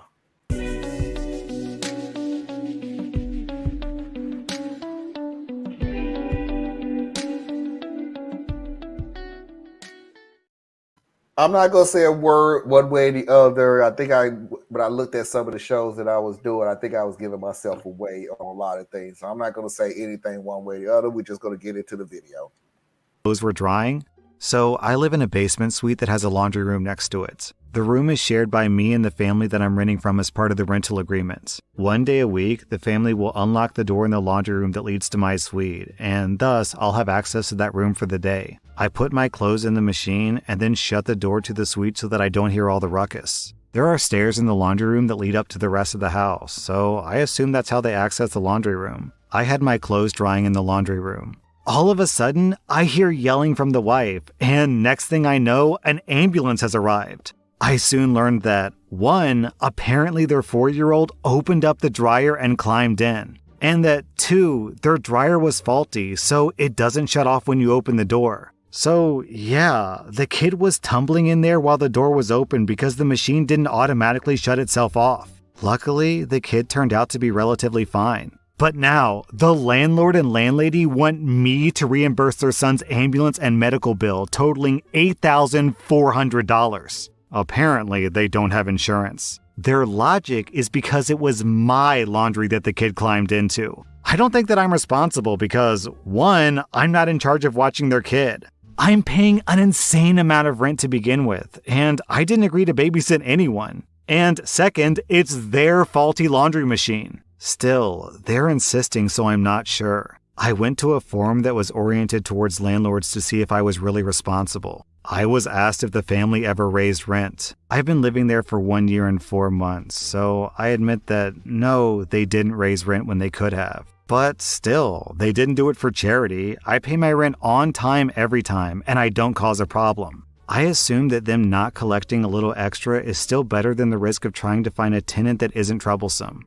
Anyways, I'm not planning to stay after the lease ends. Anyways, I was then told by the landlords online that I should be grateful that they didn't raise rent and I should pay up to be morally fair. Yeah. Wait, say what? He is not the a-hole. It's them. Is they kidding me? This whole video's stupid. I mean, it's they dryer. What are they? I can see if it was his, if it's their place. Are they kidding me? They can't be serious. They cannot be serious. He's not the a-hole or she's not the a-hole. The a-hole is the landlord. Well, when you can't afford your bills, you start looking for somebody else to pay them. And it's not their fault that it's not his fault or her fault that they didn't have insurance. That's their fault. Mm-hmm. They ain't never heard of Medicaid? Apparently not. No, they wouldn't qualify for Medicaid. You can still own a house and qualify for Medicaid. Depends on how many people you have in the house and what they make. They combine income, assuming it's two. With a tenant in your house. It is very hard, yes. But see, you don't tell them. Listen. So, insurance fraud. Mm-mm. Yeah, I'm like, wait a minute. I'm trying to figure out how you would do that. Okay, so all of y'all assume this story is real. Nope. No, because you can't be that stupid. You I think the cannot whole be. story is stupid. If this is real, them landlords are extremely dumb. Every story is stupid though. So it is stupid. I did actually have a neighbor freak out because their kitten somehow made it into the dryer they didn't see, and the mother started the cycle. And that killed that kitten. It's very dangerous. And you're the parents. Oh man, so they had like dead kitten all in their clothes? Yep. Man, ugh. Now Yep. Yeah. It's dangerous. It's very dangerous. And who's a it? 4-year-old. Is that tenant the babysitter now? You watch your kid. Really, yeah. Little bad child. It was your turn. This story I think it's true. by far is the most utter bullshit I've ever heard in my life. I think it's fake. You can't be that stupid. Sorry. Everything wrong. Everything wrong would have to go list by list. Everything. The 4-year-old got away from the parents. The 4-year-old climbed down the stairs. The 4-year-old opens up the washing machine. The washing machine had to be faulty. No dryer. Somehow, a 4-year-old climbed into a washing machine that's running. The dryer. I mean, the dryer. The dryer that's running now. Climb in. And your logic was, and this is why I say this is, all of that was bullshit off the bat. I'm like, come on, that's messed up. But then, dude, I'm gonna need you to pay for the ambulance bill because it was your clothes. What if it was they clothes? Like, and what then are they number gosh. two, what made it sound so stupid, which is why I said this is so much BS. So my thing was, I'm going to go on a landlord forum to see if this is the right thing to do. Of all the forums, couldn't have called a lawyer. Couldn't have called legal aid. You could forum. You could have got on Google. A-hole forum. You could have did everything else. Right, Tracy? You could have Googled it. No, I'm going to go to the enemies forum and ask them, and then, did they raise the rent? No. Then you should be grateful. You should be grateful. That's the dumbest. Here's my answer to them. I am grateful that they didn't raise the rent. Thank you that you didn't raise the rent. That don't I mean I ain't paying paid them $8,000. $8,000. Raise the rent. Nah, this story is some crap. Crap. I don't believe it. I don't believe it. Nope, nope, nope, nope, nope, nope, nope. Don't believe We it. already know Thea's thing. The whole story is stupid. He'll probably say it's true. No, the whole I already story agree is with stupid. you, He done said Tracy. it like I'm 3 with you. times now. No, I think I'm the only one out. Because of the cat. I can see a not watched kid get into trouble. Well, what little child is that? I'm gonna climb into the dryer. No, First it of would all, be it's very No. A appealing to a 4-year-old small will do child. something like that. Mm-hmm. is just the like dryer that big? Because I'm thinking 4-year-olds, they not. No, 4-year-olds are very small, Yeah. and They it's would a fit bunch of perfectly fluffy in there. clothes, and it's spinning and bouncing, and Mm-hmm. it just looks. And Like then a bouncy wouldn't the house. machine would stop? Wouldn't the dryer say, "Hey, this load is too heavy. I'm not gonna even move." No, the dryer is going to continue to try to run because it's just running on belt. And wouldn't it just But go? but the problem is, The child weighs how too the hell the much. kid get into a moving dryer? That's what I'm saying. That's the Because hard the door part. was And the funny thing faulty. about it is, also Well, we the got to door was add that the faulty. That washing doesn't mean the machine machine was faulty. I mean, the machine was running. Yep. That's not easy. The machine Mhm. was faulty into it. because, by the way, I have never came across a dryer that you could open the door and it keeps running. Well, it Ever. can happen. I Because the only thing that across stops one it, since I was a kid. there's a circuit Dryers that have little cycles tab where they pops stop into. moving too. If that circuit is not working, that dryer keeps running. But it's just the whole But thing just doesn't make sense. wouldn't the child be too heavy for the dryer to move? No, because that's a smart dryer then that you're talking about. Right. Who says it's a smart dryer? It might be one of them It old ain't a smart fashioned. dryer. It's old. It probably is old. If that door didn't trigger something, I that don't wasn't believe smart. not no parts of this story. I just don't believe the story. I think I don't the believe story's the stupid. story. But I'm I do sorry. think it's possible. I just don't think that this story makes sense. I'm gonna go to the landlord's Certain things forum. can be possible. Like I said, this just like so many bad things had to happen in this cycle for it to happen. And Well, this that is can like, still happen. that just makes it It unbelievable. could happen, There are perfect tragedies. Like there's some stuff, but like they should. 8 things went wrong. If this is true, they should have kept a better eye on their Exactly. child Yeah. and stop expecting. And then the people, oh well, did they raise your rent? What the heck does that got to do with $8,000? Well, you want to ask the landlord. You ask landlords. You literally ask landlords this question. Why Why would you didn't you even go think to a tenants union or something like that? legal aid is free most places that I know of? He We're could. debating stupidity at this point. I'm like, Yeah, we are. This is so false. I don't believe not one word of it. No, Okay. it's possible, but nah. I got shot by the police. Let me go on a police Form. Yeah, I got shot by the police. and Let me see go to if the find out police. the law. What's wrong with this?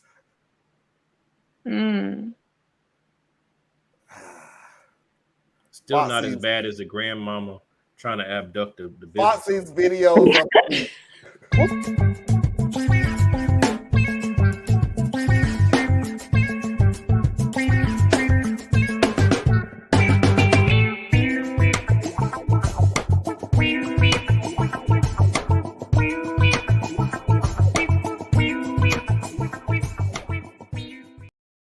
Man, I need you to move on. Like, dang. Like over a month ago. Move on. We have no idea what you're talking about. Yeah, I don't know why you're so animated, Marlon. I literally don't know what you're talking about. They're still talking about the grandmama. Oh, the church owner mother and that took everything. the He's one still on that that. wanted to do a nice No matter deed. what video I put on, never gonna be crazier than the grandmama that took the man, kidnapped the guy. And She didn't kidnap him. She bought him lunch. let these tell the story. Kidnapped the guy, threw him head first into the restaurant, sat on his chest and said, "Feed him now." Did I strike a nerve?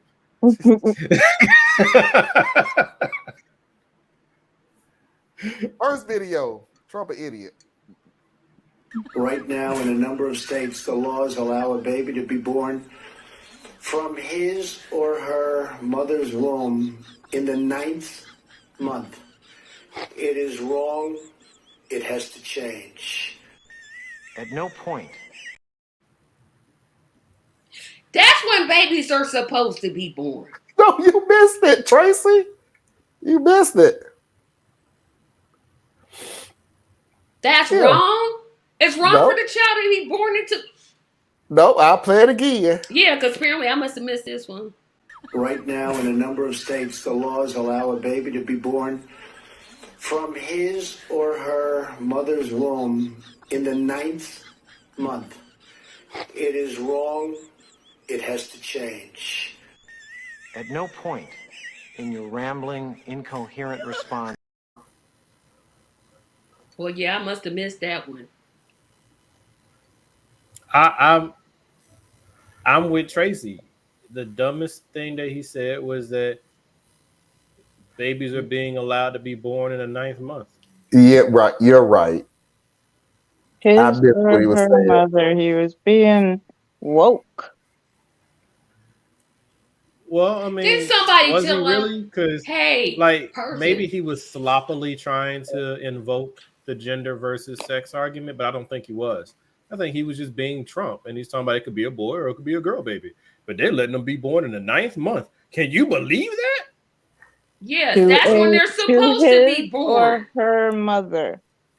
Right, his or her mother. Right. That's the only thing he got right was his or her mother. Everything else. Yeah. No, wait. Marlon, play it one more time. No, y'all are absolutely correct. I missed it. It was on me. Yeah, I think because people are I thought the dude was saying, and I'm a still man or a laughing woman now. having a child. That's what. Right. That's what I think thought he y'all- was saying. Like, No, he was That's saying not what his he or her womb, child. and I'm His or her. Yeah, he And I didn't say missed the his whole or her mother part, delivery. so all I heard He was- said his or her mother, which that Right, was yeah, actually which is an correct. accurate statement. Yeah. That's an accurate statement. I did just take out the mother part of it, and all I was hearing was his or her womb. I went, Yeah. Yes. The way he was slurring his words, though, that's what Well, you would have Marlon, thought. you about to slide into another area because I'll tell y'all straight up. I done told y'all plenty of times. I am not the perfect ally. I don't understand everything. So, but what you about to touch on, Marlon, and I'm glad you paused, was you about to wade right on into the sex versus gender debate. Mm-hmm. Leave it alone. Yeah, I don't even get into that debate because no, I don't got the know-how, the knowledge, or the stance to say anything. I don't have the time frame to get into it, but I actually would like to debate this. With who? With who? With Anna. Who else? I ain't gonna debate with y'all two. I'm gonna debate with Anna. Excuse me. Maybe Anna agrees with you. Yeah. Then we'll still talk about it. Now what? It'd be a discussion. I ain't be mad about it. You literally said I don't have enough knowledge about this, so why would I have a debate with you two? Oh, I have a significant amount of knowledge. I don't. Say. I'm like, I just know a landmine when I I don't have it, don't possess it. Nope. I don't have any skin in the game, so all I could really end up doing is probably saying the wrong thing. I have trans male friends who are mothers. Yes. But do they identify as a male? Yes. Yeah. They're trans. Absolutely. Alrighty. Biologically, from their But they're not going to reproductive ask system. a small child yet to change what they're calling them, kind of thing. That's them talking. See, that's when I'm like, well, if them I can Your understand. mother is trans, so she's breeding you to be the next trans. People always worried about the wrong shit. So, no, That's always. We Yeah. need to feed hungry children, not worry about who their parents are. Yeah. Well said. We spend way too much time arguing and getting into some of the wrong sides of a debate, But that's why I cut it off so short, Yeah. because I don't come to the point now. I'm not going to debate you if I done heard it like 50 million times. Because if I done debated you, I know you're going to ignore my questions. And you're just going to pretend like we didn't hold this discussion. Then you're going to go on another forum, another YouTube video, another whatever, and pretend that this conversation never happened. You don't even change. I would even respect you more if you would have changed your argument. You don't change it. You just continue with the same BS that you was trying to put on me. And it's like, now I'm going to come back to you, Marlon. Blah, blah, blah, blah, blah. Okay, have a good one. I'm not going to, for what? Yeah, because I'm like, I'm not going to waste my time. Yeah, with there you. are some things I don't understand. And I'm with you. I didn't follow all of that, but I get what he's saying. I just didn't. No, I'm putting it in a general sense of any subject. Oh, okay. The trans community is trying to breed the small kids in the school. Do you have any proof of this? Do you have any knowledge? This sounds more like something that should be reported to the police than what you say. No, that's then when I you would end up. suggest that maybe you need to call the police, because if they're purposely going out of their way to walk up to children and trying to tell them, hey, you need to be more trans than anything else, I would think that would be a police matter. So Well, here's the thing. What you just hit on, unfortunately, was part of that so-called Prager debate, where it got to the point at the end where he was like, well, you have your feelings on the subject and I have mine, and they're just as factual and valid. Like, no, wait, no. Your feelings are not facts. Your feelings are valid for you. That does not turn them into facts. Yeah, I actually watched that debate. I watched that so-called debate. But the other thing, though, what I was touching on, without going into the specifics of this particular argument, is that's where you start getting into why I have issues with this whole allyship thing, right? When you start putting names on it, like we're allies on this and we're allies on that, you actually start drawing teams.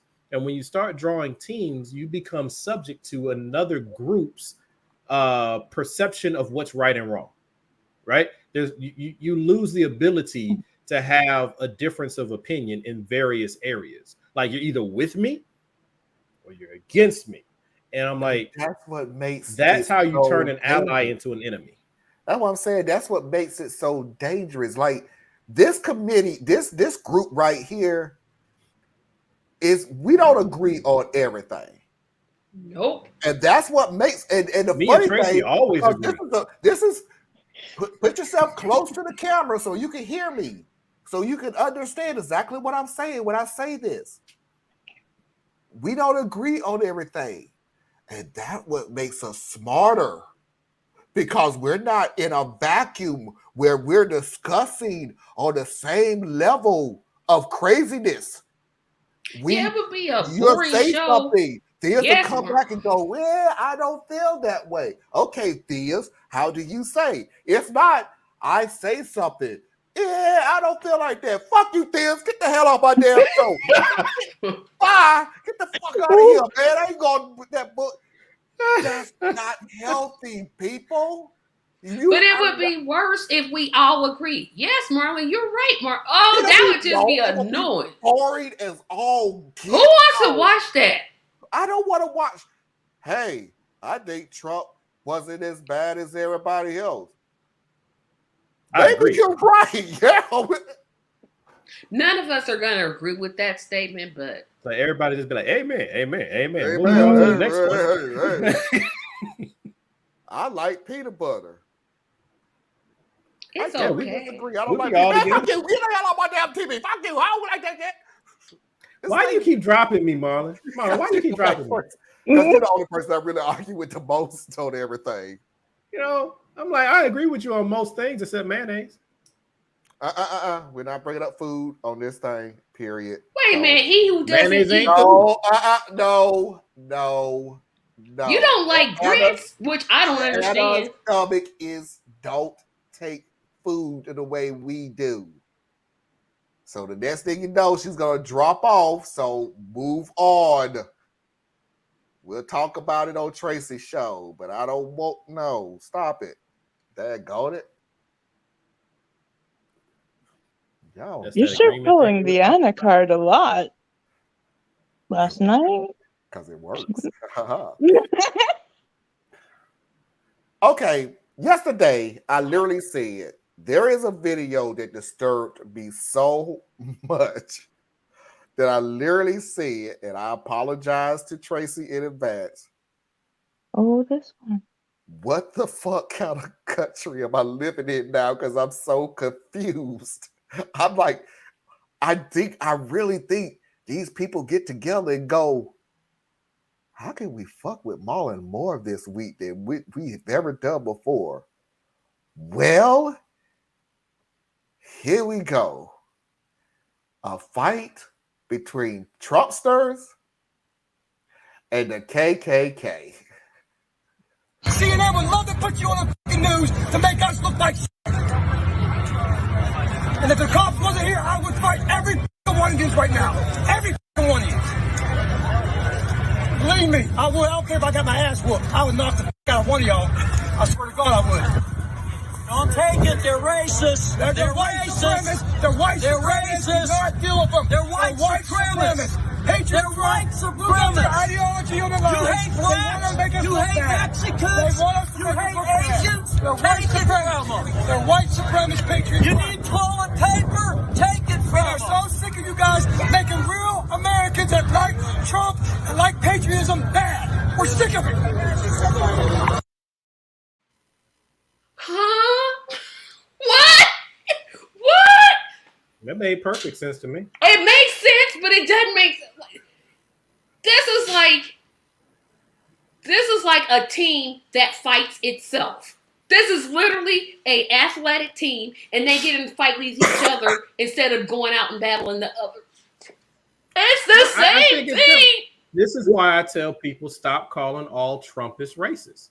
It's not a fitting description. But he's included. That is true. He does look kind of like he in some pajamas, but like he matched too much. Mm. I'm agree with Parker. He would prefer to. That's what I'm going to agree with. There's definitely a case to be made. I would just the counterpoint that I'm making is that there are people who are racist, right? They hate you because you're not them, right? They hate you because you're not them. But then there are people who are okay with racism because it's lower on their priority list. It's not that they agree with racism. It doesn't mean that they themselves hate you. That's not the same thing. They can have a priority list that has bananas, apples, peaches, pears, and way down here, black people's rights. Okay? They're not racist.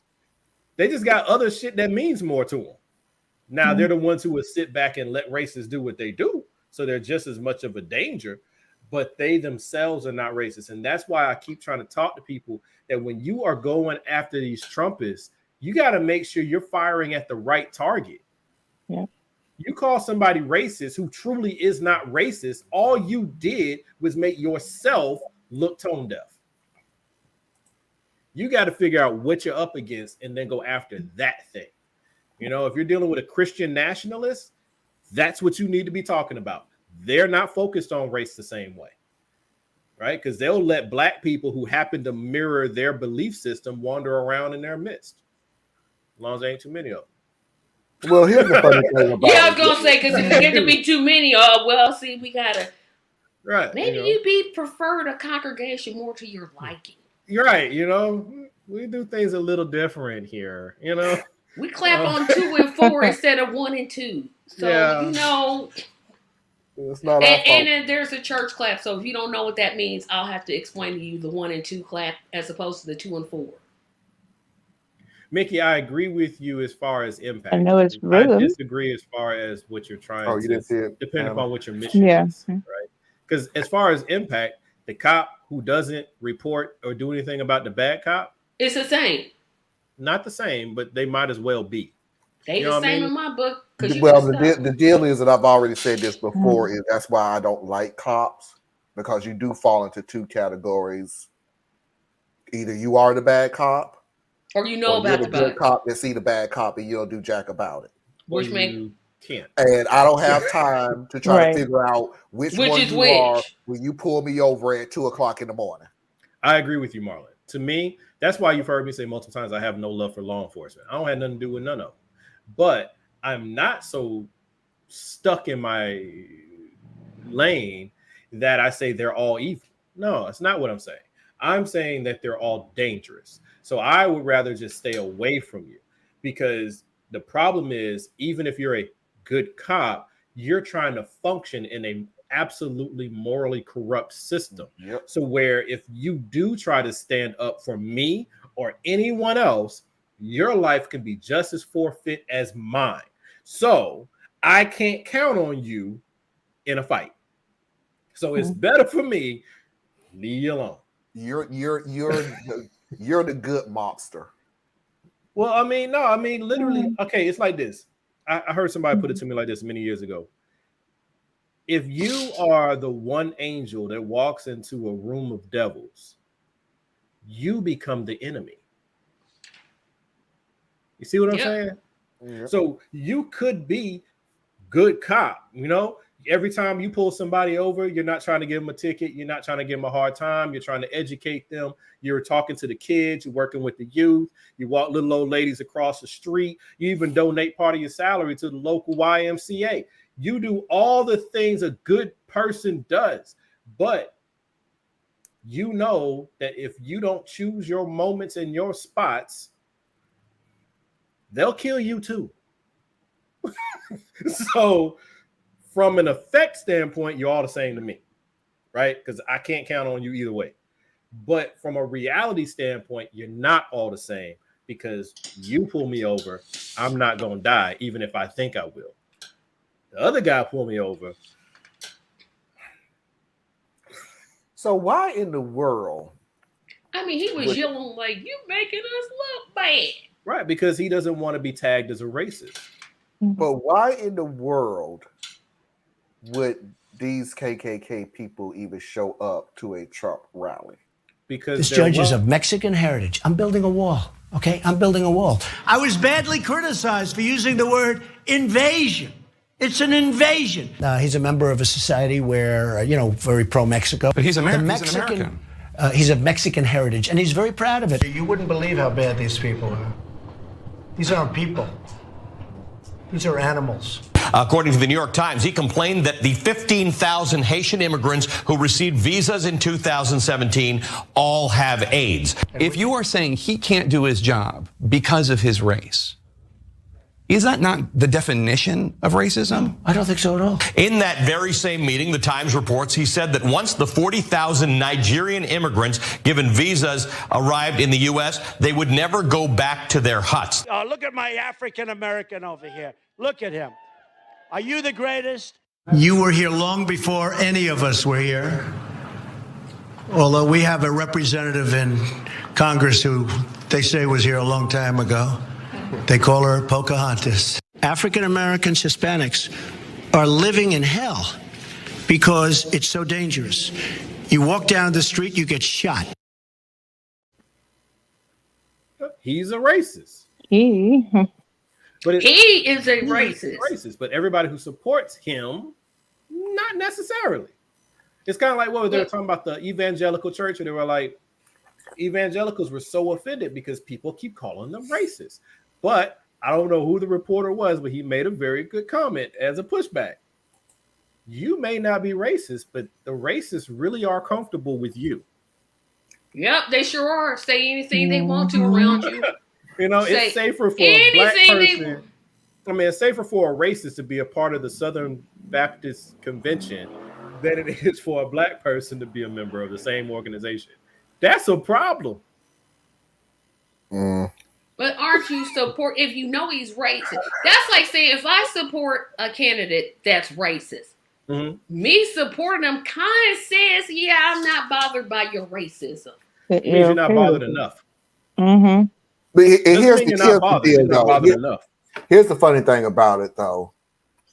I don't think every person that supports Trump is a racist. The number is not high. It's minuscule. And this is the reason why. I don't Because know about that.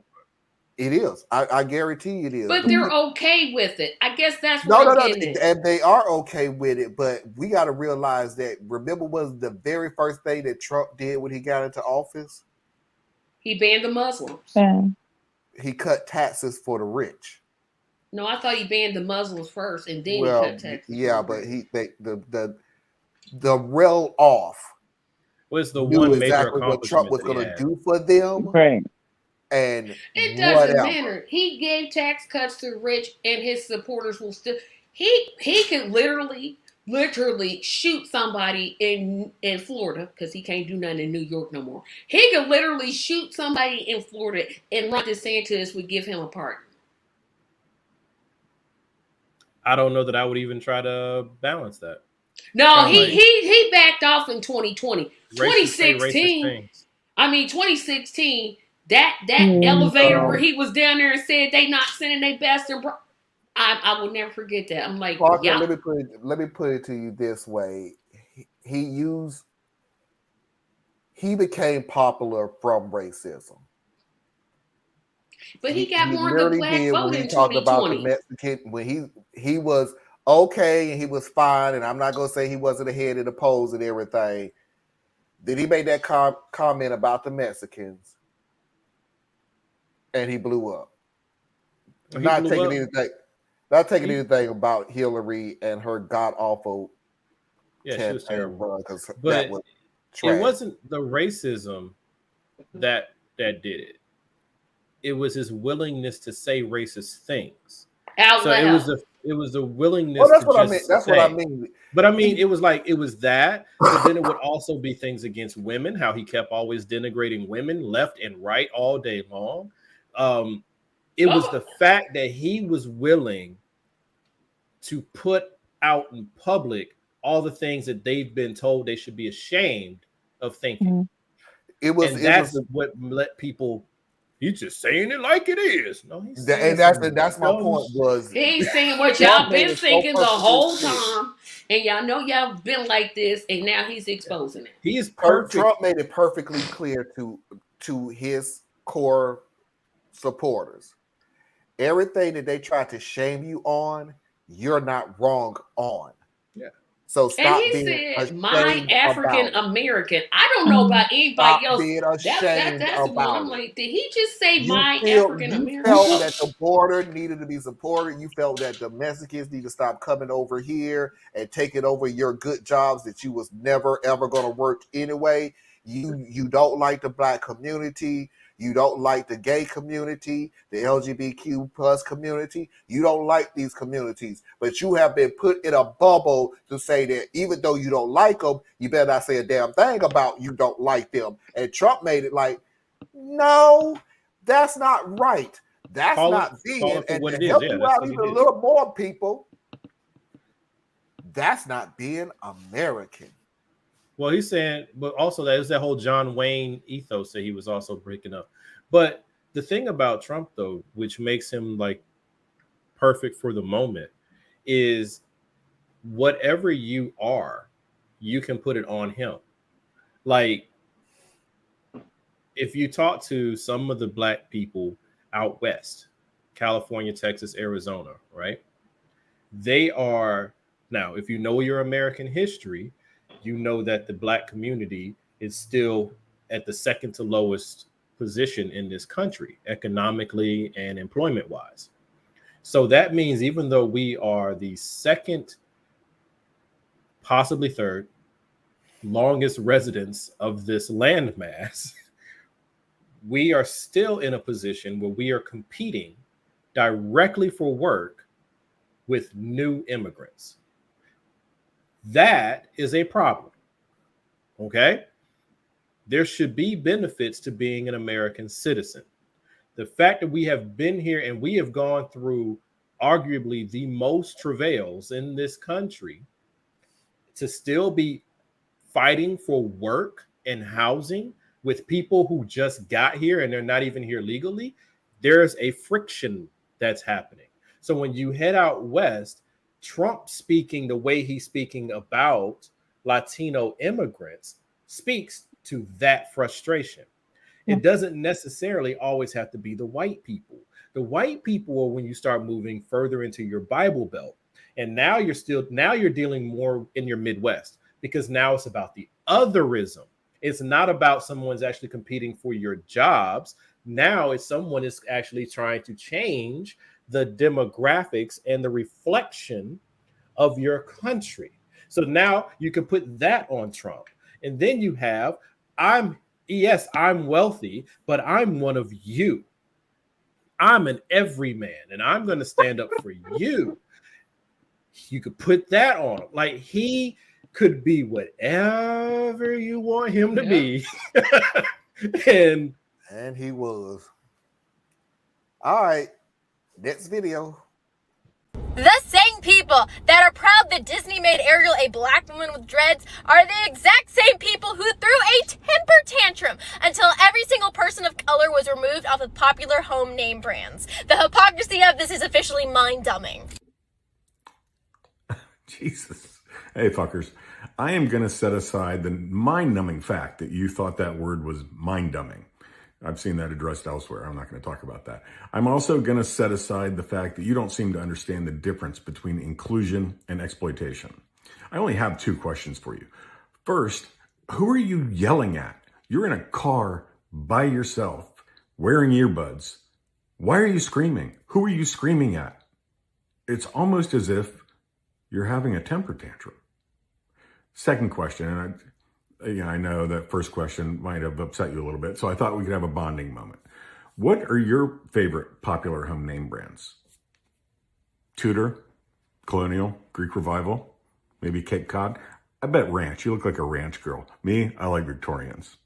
See, now don't we all feel better? Peace, fuckers.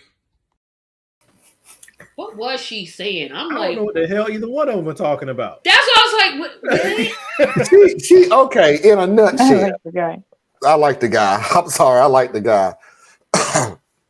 Basically, she like an idiot. And I'm sorry, it's 2022. I'm gonna start calling idiots idiots.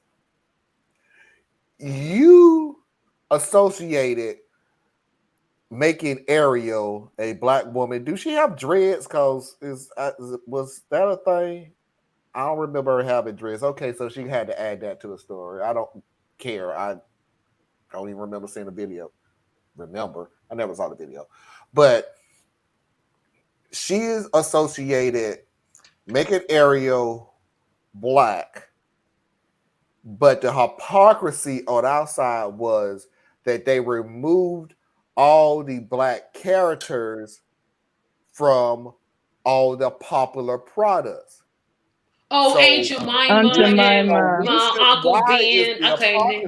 Yeah, so why is the hypocrisy of making Ariel black is the equivalent of moving a woman that literally is named Aunt Jemima? I think I know where she's going. Because he made the point, because it's about inclusion and exploitation. I get it. Yeah. Mm-hmm. But yeah. So I mean, he made sense now that you broke that particular part. Yeah. Because I'm sitting here like, I couldn't figure out what the girl was saying. No way. Like, it just. I speak ignorant. Sorry, I've been doing this for a while now. And she was so not offended when Elizabeth Taylor played Cleopatra, or when John Wayne played an indigenous person, or when Mickey Rooney played an Asian, or when I can keep about any of that. Or when Scarlett Johansson played, was it an indigenous person or Asian person? Parker, I have agree with you. It was funny when you talk about why are you yelling and everything. I done seen people yell during a video like 50 million times. Yeah, she was animated. She was trying to get up on Yeah. She believes that this is type whatever. Aunt Jemima. It's pancake mix. You don't have to make it. I'm sorry. What are you saying, Tracy? I was about to say something I ain't had no business. So I shut up. You know, I think that is so hilarious how these people are so caught up on what Jesus looked like. You know what I'm saying? Like, What if we find out that it's not pronounced Jesus and it is pronounced Jesus? But actually, his name is Yeshua, but we just say Jesus because we Americans, so we gonna do. No, but I thought Yeshua was God. Yahweh is God. Yahweh is God. Oh, okay. Yeshua is Jesus or Joshua, but either one, Yeshua is Jesus. Yahweh is God. Oh. If I'm getting my vacation, No, I think you Bible nailed school, that. You nailed that. You did, because there's a song that I like. And It's that just song really that I was playing a interesting. while back, that gospel song. Mm-hmm. It's kind of like when I listen to some and this is us folk, okay? But when I listen to some of us get to talking about like Yahweh, Yahshua, Nebuchadnezzar, or and I want to know how a white person can hide in Egypt. That's all I'm asking. That's literally all I'm asking. How I don't know, white folks everywhere. You I'm know, sorry, but my point though is it's almost Cleopatra like was listening to white for somebody about 2 movies, so like somebody who's only like taking Spanish 1, and then like you'll be having a conversation and they'll be like pollo, like because that's the one word that they remember. Like the whole thing they saying to you is in English, but then it'll be like pollo. You're like, no. Okay, I don't mean to go on a tangent. I just think it's cute. I don't mean to go on a tangent. I get think what it's cute. kids is going with this because it's like I don't want like to you're come off interested, but you don't want to actually I don't want to even learn come off it. of it sounding like racist, but for me, only me, please pick the language that you're going to speak and learn it. No, and talk to me with just that language. Like there was a wrestler that I used to watch, Eddie Guerrero. Eddie Guerrero used to make fabulous, promos. But then he would go, and when I see you next week at the pay-per-view, I'm gonna take. I'm like, it could have been beautiful if I knew what the fuck he was saying. But I don't. Wait. But he may be bilingual. He may have been bilingual though. When a person of another culture uses their own culture's they language, can use their language. Then that's cool. I need to learn their language if that's the problem. Follow with you. I just what want I'm to getting follow at, what you're saying. But what you just said though, I find hilarious. That was racist. That sounded kind of if not racist but bigoted. That was definitely you definitely teetered that bigoted You line. were sliding on ignorant, and I hang out in ignorant, so I'm with you. I was I'm trying with you. really hard not to be. But the thing that gets me, I apologize. Because see, now we're talking about other cultures and their languages, right? So sometimes you can speak a little bit of the language out of like curiosity or honor. Like you don't know a lot, but you do know a couple words. So you use that not in a derogatory or demeaning way, but really just to show honor of the fact that I think your language is beautiful. And these are a couple of things I do know, right? Or like when you talk to a lot of spiritual people, though, you might use a language that comes out of like Hindi or Spanish or something like that. And they are specific, kind of like what Tracy was doing with Yahweh and Yahshua. It's a show of respect. I was making light of it just because I'm an asshole like that. But it's actually a good thing. Where you get it's a good thing that you're an a-hole. I'm that too. Actually, that has a positive value. But I was saying, real close. That we bring different languages in. He was right there. He was right there. Like, what happened? No, I'm talking about Tracy. We was that close. She almost cursed. She said a-hole. Almost did it. That's all right. But y'all like cheering, like, yeah, we just want to hear it. I don't want you to slip, Tracy. I don't want you to slip. Marlon does. Yeah, Marlon clearly does, and I'm not. But let me get my points so we can move on. Yeah. What I find hilarious, though, is when them holiness people get to talking to me. And then they will, y'all, what's up? And you don't know I know you don't know. Somebody taught you how to make You're that talking about those sound. people that's talking in tongues. Okay. They claim that they are. Because they all say the same thing. So y'all know you ain't speaking in tongues, because speaking in tongues is supposed to be a peculiar language. It's supposed to be God's language. So it's supposed to be somebody else who is able to interpret, even though they themselves cannot speak it. So that's if we want to get in that side, right? But if you go to Pentecostal churches, you go to some of the Baptist churches, You go to some of the holiness and non-denominational churches, they all sanctified, say the same. And you're like, that didn't make your prayer more powerful. Well, that's why you do those type of things in private. Like you do that at home. Because if ain't nobody there, you just basically talking. You just home, sitting there. It's still kind of goofy. But you don't know what you're saying. But when you're in public, I mean, that's clearly in the Bible. When you are you could do that at home. But when you're in public, if there's no, you can just make up sounds. No, if saying in terms of speaking in tongues. When you speak in the heavenly language, if there is no interpreter, can't nobody teach you that. But no, wait a minute. Who is interpreting this? No, I'm trying to get to my point. Oh. If there is no interpreter, you are told to be quiet because there's nobody that can interpret what you're saying. But if they're doing it right. First of all, you don't know if there's another interpreter because the interpreter is being led by the Holy Spirit who is able to interpret what you say. I agree with you. If you feel like the Spirit has pricked you, you need to speak. And the Spirit will compensate by having someone that can speak for you. But if there's no interpreter present. If there's no interpreter present, then there's a flaw in somebody's understanding. It's the Either person the Holy doing Spirit is wrong or you wrong. No. Because the Holy Spirit says two parties. The Holy Spirit says two parties. I agree. You are using one party. That is a completely different, but it's okay. It's not my thing. Do your thing. But I find it hilarious when somebody praying with me and we doing a normal prayer and they just go, and I'm like, I was with you till right then. Wow, I'm not disagreeing with you. I'm saying if there's none around, don't say anything. Just be quiet. When you get home, you do the go. Just go and don't stop. Abba means the same thing in any church that you go to. Abba means I hope they have chicken tonight for dinner. It's the same thing. Marlon, you teetering on something. You don't really want to do that. You really don't want to do that. Here's the deal. Here's the deal. This is why I don't even care about. I don't even care. There is a passage of running around. You're so happy with the Lord that you run.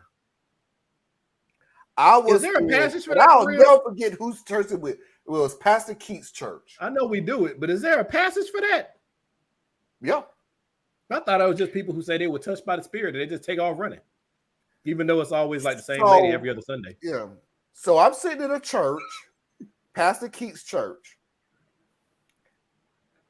And you know how my hair is not as long. I didn't even have dreads at all. So my peripheral is very good then. And I see something go past me. You didn't hear the music first? Ignored it. No, I ignored it because it's like, that's an usher walking by. I'm not paying. And then I saw somebody go. I'm trying to figure out where you getting this running scripture from because my mind is. I don't blank. know those scriptures. I'm like, well, wait a minute. I've heard fainting. Well, I've heard passing out. I've heard speaking of like. I ain't never heard nobody just running. I know people run, but I just don't. You know, I'm not an expert or anything. I just don't. It's not coming to mind. It's a tradition that we have certainly developed, but I just don't know that it's scripturally based. But yeah, I think that's hilarious. But my problem here, Marlon, is I'm worrying about your situational awareness because we all know that before Sister Gladys catch the Holy Ghost. Catch it. Oh my gosh, that statement gets on my nerves. The organ has to start playing. And then the organ will start to pick up tempo because, see, Sister Gladys is going to warm up first. See, she's going to be moving in the pew first. And then you're going to have the honor guard. They're going to be the person sitting next to her, neighbor. And then you're going to have an usher come over. And they're going to do that little halo of safety, so she don't bump her head into something or something like that. And then the mothers will all be talking to the children. Don't stare at her. Don't stare at her. Look at the pastor. Look at the pastor. Right? All that's going to be happening. How you miss all that? Because all that precedes Sister Gladys zipping off. But those who hope in Lord will renew their strength. Yes, but they'll on run, wings they'll like walk on. eagles. They will run and like- not grow weary. They will walk and not be faint. That's not what it was talking But about. that's not talking about shouting, Marlon. Now come on. No, Marlon. Good, Marlon. That was No. good, bro. I mean, I'm like, yeah, you tried it, but nah, bruh. This is worse than when you said you were sweet. No. Oh, Marlon, I never told you the story. All right, this is when I was in college. I was, going through my depression. Anna, if you got to leave, just let us know. Yeah, because we definitely talking. And I went on a date with this girl, and she took me to a Pentecostal church. I had never been to a Pentecostal church a day in my life. I did not know what to expect. The service felt very much like a Baptist service. Like everything felt very Baptist or AMC. AME, right? It felt very, very Baptist AME-ish, right? So I ain't know no better. So I'm going through a lot. So I go up for altar call. Or at least that's what I thought it was. Altar prayer? I thought it was altar call. Altar call is when you join the church. Altar prayer is just when you coming up and asking somebody to pray for you. No, this is when everybody go up and they do the prayer thing. But in the Baptist church that I've always gone to all my life, we just called it altar call. We didn't differentiate for which one you were coming up for.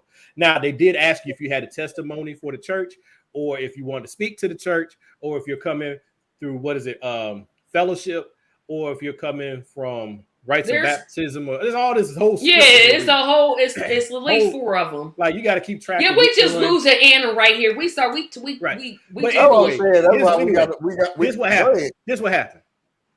I got my eyes closed. I got my head down. I'm just standing there. There's a whole bunch of people up here now.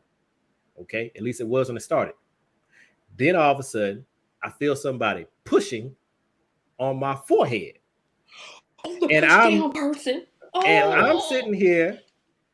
I don't know why this person pushing on my forehead, but I'm praying, and the preacher man's still praying. So I'm trying to ignore this, right? I'm like, maybe this is what they do, right? Yeah. They're praying with me or something. And then they start saying, speak, and they're pushing harder on my forehead. Now, I come to find out later I was supposed to fall down, but that's not my training. So at this point, I opened my eyes and I lifted my head and I looked dead at this person. He was like, this is our last date. You can see in my eyes, because I swear my face said one more time. Yeah, that you do got some people that push you down. I hate that part. I'm like, And then I walked on back to my seat. You talking about a prayer line? Okay, now I'm like, okay, I didn't know that you're supposed to fall down. You're not supposed to fall down. Everybody else is on the ground. That's Everybody them. else is on the ground. That ain't you. That's them. Fall down. There's no rule that says thou must fall down when somebody. I'm not falling down. Stop pushing me. I did church too. That was our last date. We ain't never had no other date. Yeah, I was like, nah, we ain't. I mean, I think as much as I grew up in church and still go to church, if I went on a date with the man who did that, nah, we. Wait, I was the one wrong? I didn't say you were wrong. I said if I went out on a date with a man, he took me to church and they did that to me, I'm done. Like, you would be me in the situation. Yeah, I would be you in the situation. Okay. Like, nah, we done. We done. We done, bruh. God bless you. God keep you. But we done. Mm-hmm. Walk in the light. Because I can't go well with you. Nah, I don't want to be where you are. Nah, I'm cool. I'm happy. Sorry. I run in the path of your commands. No, Marlon! Marlon, no. That does not have to do with running when you shout. No. Stop taking scripture out of context. Took it all. And it's just like, Anna, who's not even Christian, is like, he up here with all this BS. You know what? Bust out the Patriot Bible and see what it say. He said, come what may, I want to run. So Jacob said, run. And that doesn't have to do with you. If you don't get on to the next subject. The Patriot Bible says, we are literally going to move on to the next subject. And the 12th disciple, George Washington, said, I cannot tell a lie as I lean on the cherry tree of destiny and run for office without fainting. Patriot Bible. There you go. I still can't believe they did that. I'm like, I told my sister about that. I was like, she's like, yeah, I've been knowing about it. I'm like, and you didn't tell me? What if you didn't get to me somebody's house and that's what's sitting on the coffee table? I'm walking right back out. I'm walking out. I'm gone. Nope. You didn't tell me. That's the family Bible. I don't know, and I don't know your cultural background or whatnot. Yeah, they got these big, huge Bibles. Big old Bible. Big, it's huge got one. obituaries in it. It's got graduation. It weighs about 18 pounds. Family Bibles are very important for genealogists. So yes, I do know. Oh man, if you got a Patriot Bible on your table, I'm gone. That's no, it. No. Nope, I'm gone. You don't have to worry about me coming to your house no more. You got raisins in your potato salad. That was ignorant. Last video of the night. Democrats, I'm speaking specifically to you. We've come up with all the reasons while you're ahead 1-2% on a lot of polls that you should be doing a whole lot more. You're not speaking to the right group of people. Now, we already know the whole, and I'm not speaking to these people, but we all know the whole thing of, Kennedy Jr. is going to be resurrected and he's going to be the vice president with Trump to run for president. We've yet to figure out what the hell there was meeting. These fools actually showed up to watch this. But Democrats, I'm giving you a loophole. I'm giving you an out. You do not need to resurrect any of the Kennedys. You need to resurrect Barbara Bush. Not only should you resurrect Barbara Bush, you need to teach Barbara Bush how to rap.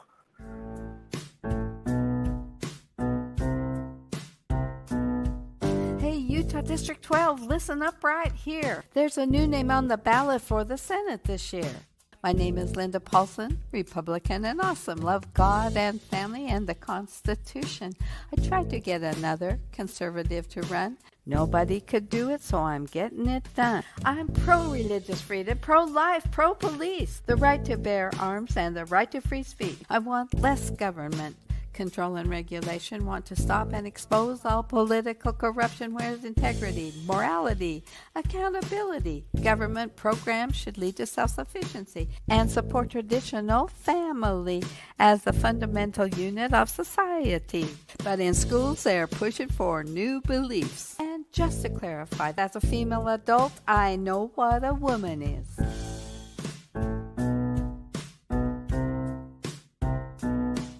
I love this country. It's a blessing to be free, but freedom comes with responsibility. The Constitution needs to be protected, not changed or disregarded, but resurrected. If you share my values, if you like what I stand for, then give me your vote on the 8th of November. District 12 needs a choice. Let me be your voice. Linda Paulson. Linda Paulson for Senate.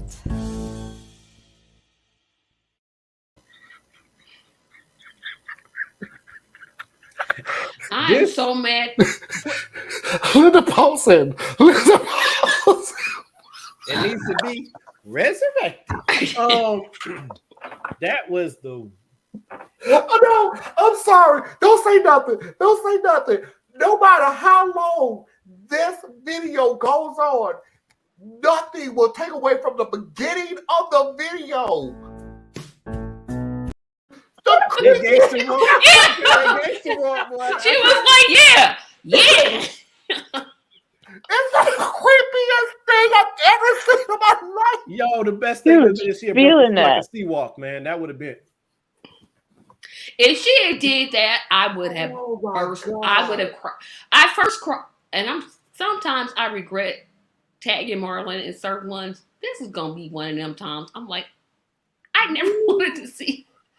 But like that's like a hip hop beat from like 1985, like 1905. That is 80s. Somebody That in is their church, old. They got like 4 keys. Dun, dun, dun, dun, dun. And we got this. We hard now. Dun, dun, dun, dun, dun.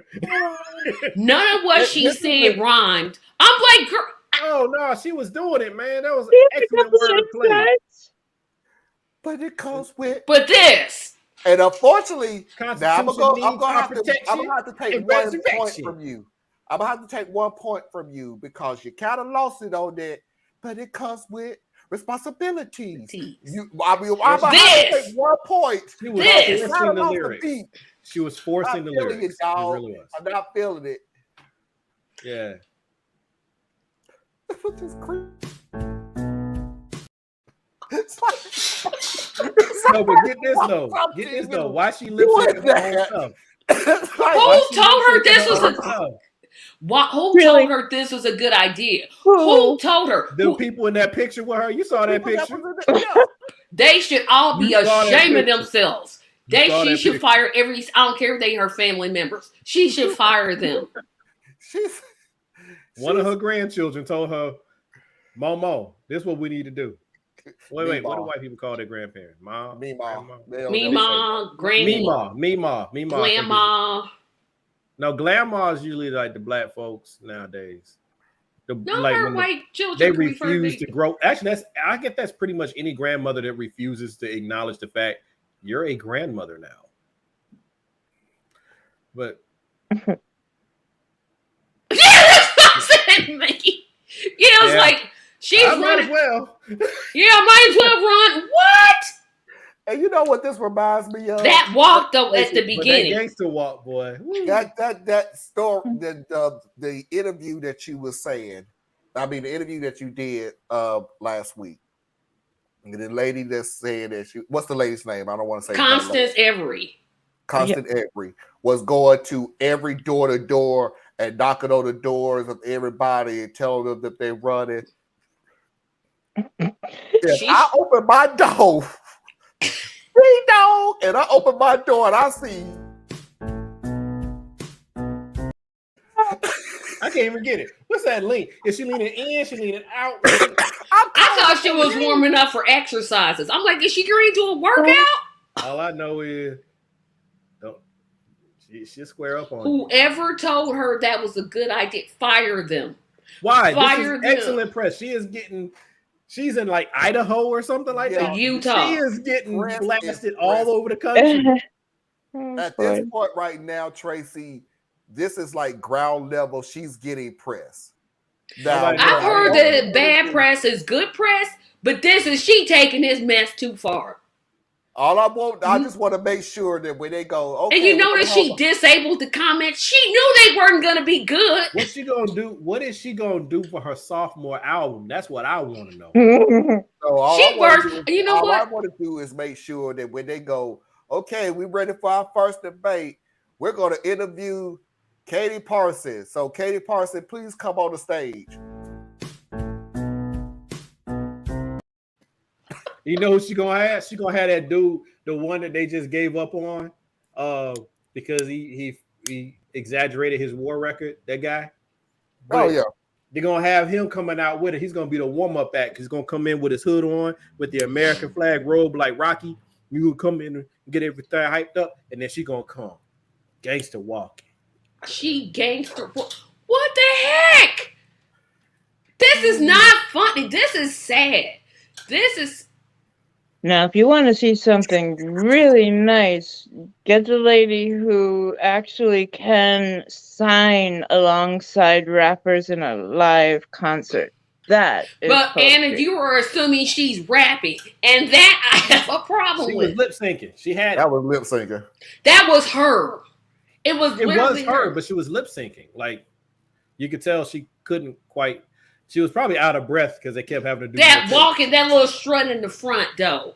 That was it right there. These boys keep beating me up in school. Can you come to the school? Oh, don't worry about it, baby. I'll be right up there.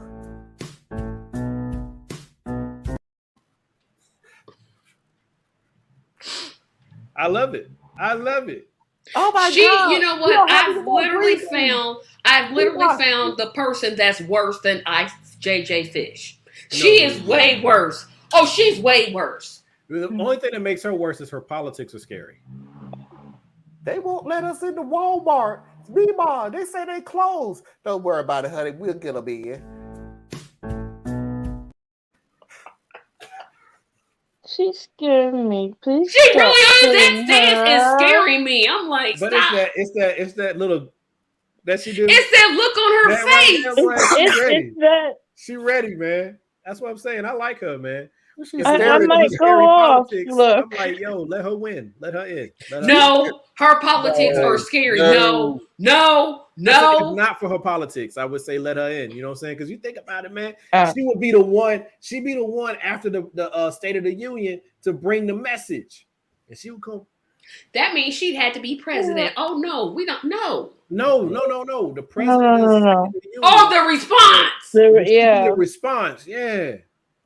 Katie, you won. You won, Katie. You won. That smile though is creepy. That is creepy. It's the side eye for me. No, I'm gonna play it one more time. I'm gonna tell you exactly what it is. That's just creepy as all get out. That little strut she did in the horror movie does it. Watch as her body moves, but her head doesn't. That's what makes it creepy.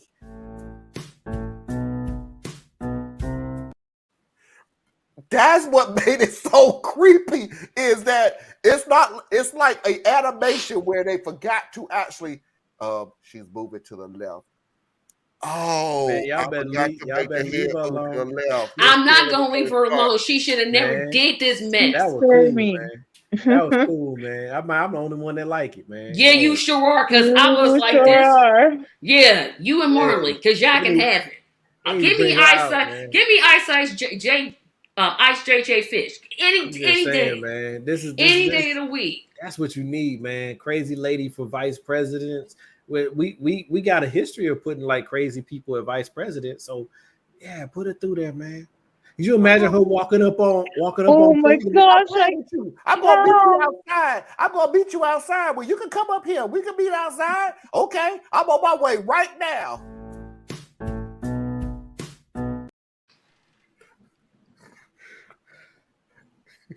I'm a go back in the house. You win. You win. Look at here, Irma or Laura or whatever your name is. Don't you ever make another rap video in your entire life. Oh, she coming back, man. She coming back. I hope your opponent and Eminem on the stage with her. She's gonna be ready, man. Thank you, Mickey. I hope your opponent beats you by 10,000 votes. I hope she beats you so badly that you never ever think about running again. She got that look on her face like she got an extra sausage link at Cracker Barrel. You know what I'm saying? Like,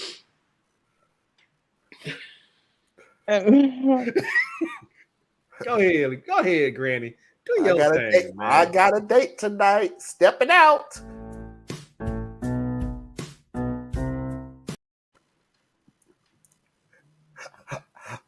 I am never taking this video down from this point on. I am sorry.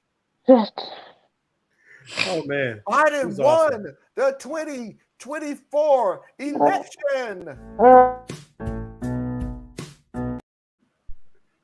The Carolina Panthers have won the Super Bowl.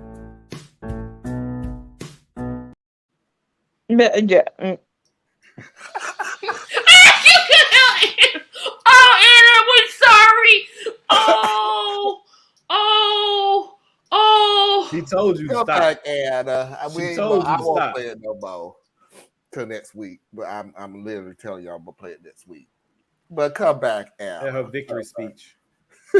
I am gonna play it next week. I just gotta come up with. I hope her opponent beats her, destroys her. I hope her opponent gets 98% The of the funny vote. thing about it is, who's Why? the opponent? She ran because nobody else would. She's running uncontested. She won. No, there's a Democrat that's the incumbent. Oh, Yeah, she said no conservative would Yeah, run. she said no conservative. In Idaho, Utah, same thing.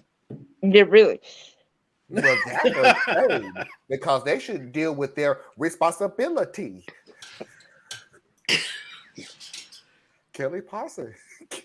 Laura. Government assistance. Like I give a rat's butt. I said her name wrong. Kelly, Laura. I'm sitting here like correcting you, like it matters. What is it she said? Like government. That was Kelly though. No, it's Laura. It's Laura. That her look on her face. She's running a major Democratic district, which is why she's gonna get destroyed. And this was your bright idea. That's what I'm like. Whoever I did this She's was. trying to relate to the black folk. I know what. How many black people live in Utah? No, 15, 20. All right, we almost out of here, so I'm gonna go ahead and throw some things out here. How are the 49ers winning? I don't know, because I'm sitting here getting Iowa? minutes. Yeah, they got a safety. Denver. They got a safety because that football yarn. I didn't mean to do that. It just did literally. the thing for the thing. I yawned because I was tired, but it was probably. I know. Did that help? Is it Linda, Kelly, Laura? Who can? Don't nobody know. Laura Bobert Parkers. I don't care. I have an aunt, Linda. So her music literally sound like the kind of things that somebody had discovered, the first like portable piano that they was able to take hold, and they made this. That's really the first three notes that they got out of it. Right. I don't need any. Obviously, no. The funny thing about it is she didn't even create it. That's like the already set example. I want to know what song she's saying. You have got to spend more time in white churches, man. When I was early in my Christianhood, as a young teen, I used to go to a lot of white churches, and that would be like kind of hip, kind of edgy. Janet, Laura, Kelly, Michelle, we don't care. Y'all stop being rude. She put together. Ain't nobody rude. She the one sit there. She sat there. Wonderful single. Somebody sat there and told her, you know what you should do. You know what, dude? That's wonderful. Go ahead and rap. It's going to be on the You are charts. the last person I would ever listen to when you sit there and celebrated that fool that can't sing, can't rap, and you thought this is phenomenal. But you want me to listen to you on this Kelly, Judas, Janet. Why y'all being so rude? This woman, I don't know her name because I don't care enough. But this woman, don't look here. I'm not an Obama fan. Don't you insult him like this? Not with this mess. Put out a hit. This is a banger, and it's full of the word that rhymes with it. It starts with the letter S. Successful. Marjorie Taylor Parson. I'm not listening to paying no attention to you. The party till I die. Sell them hot. Sell them hot. I'd rather listen to that than her. Nah, Barbara Bush won that one. That's true. And the smile on her face was creepy. Like, I'm not even gonna show it no more because Anna will leave and leave us all alone. Good, Anna. I'm right with you because that smile was sickening. How I find that song? What was it? I don't know how to spell. It's Party Till I Die. Party Till I Die. The fact that y'all know that is real sad. Her name is Kim. Because it's right after. Times in the video. Marlon made us listen to it a few I times. threw that stuff out of my brain so fast. I was like, okay, watch this. I can't do that with certain I can. melodies. So No, Anna, you can't do that with certain trauma. And that was a traumatic. yeah, you're right. Anna, tell everybody where they can find you. I'm not sure I want to. Can y'all hear this? Snatcher.com. Tracy. Tracy Media LLC, all platforms. Theus. Put the devil high till I die. Twerk it like it's like my last day on earth. Party till I die. Twerk like it's like. You know you could just mute them. Excuse me. By the way, young lady, don't ever twerk again in your life. Hold on. Let me turn the music off. Hold on. You come on. ComplexSimpleMan.com. We can barely hear you because Marlon got that porn music playing too high. It's not porn music. It is. And by the way, how would you know? Ooh. Because sometimes you got to meet the devil to know who you're fighting. Ooh. Thank you, Tiggs, because I didn't have no answer. Tracy, he set you up because that's the equivalent of saying he sleeps with men just to make sure that he doesn't enjoy it. What? I literally I'm not joking. I literally heard that. I just wanted to make sure I wasn't gay. So I did something gay. Okay. Exactly. But when you not never mind. Oh, and just so you know, the song is called Chin Up High by Amy, and that's AME. Bobby. It's really not Party Till I Die? Nope. Now, when you search for it, you search Party Till I Die and you'll get her. Yeah. But she's like the third on the list because the actual name of the song is Chin Up High, and she has over 239,000 views. She needs more views. Ice JJ Fish has 1 million. Yeah, she needs more views. She's not getting her due. Ice JJ Fish has 1 million. Yeah, let me go ahead and let me share this on my page. We gotta make sure. Don't you tag me because I'm gonna. Well, now you said it. I got to. It don't matter because every time I put it on this show, they tell me they'll remove it. Like, we have to remove this video because it is copyrighted. And I always say the same thing. Okay. It wasn't the main focus of my show. So you can take that lady away and I'll be just fine with the rest of my video. But they just remove sections? Like, they can do that? They can, yeah. They sure can. Okay. YouTube. You know I thought they just took the whole video down. I have had removed from my video that Facebook removed the beginning video. The music. Huh? I don't care no more. I'm living my best life. Ladies and gentlemen, boys and girls, children of all ages, non-conforming individuals, that is our show tonight. Please, while you're on the way out, do not forget to hit that like button. If this is your type of content, please do not forget to hit that subscribe button. I would truly appreciate it. For Anna, for Theus, for Tracy, I am Marlon, and we will see you all next week for Saturday Night 5, 9 p.m. Eastern Standard Time. Theus is not paying attention. So we will see you when we see you. Peace.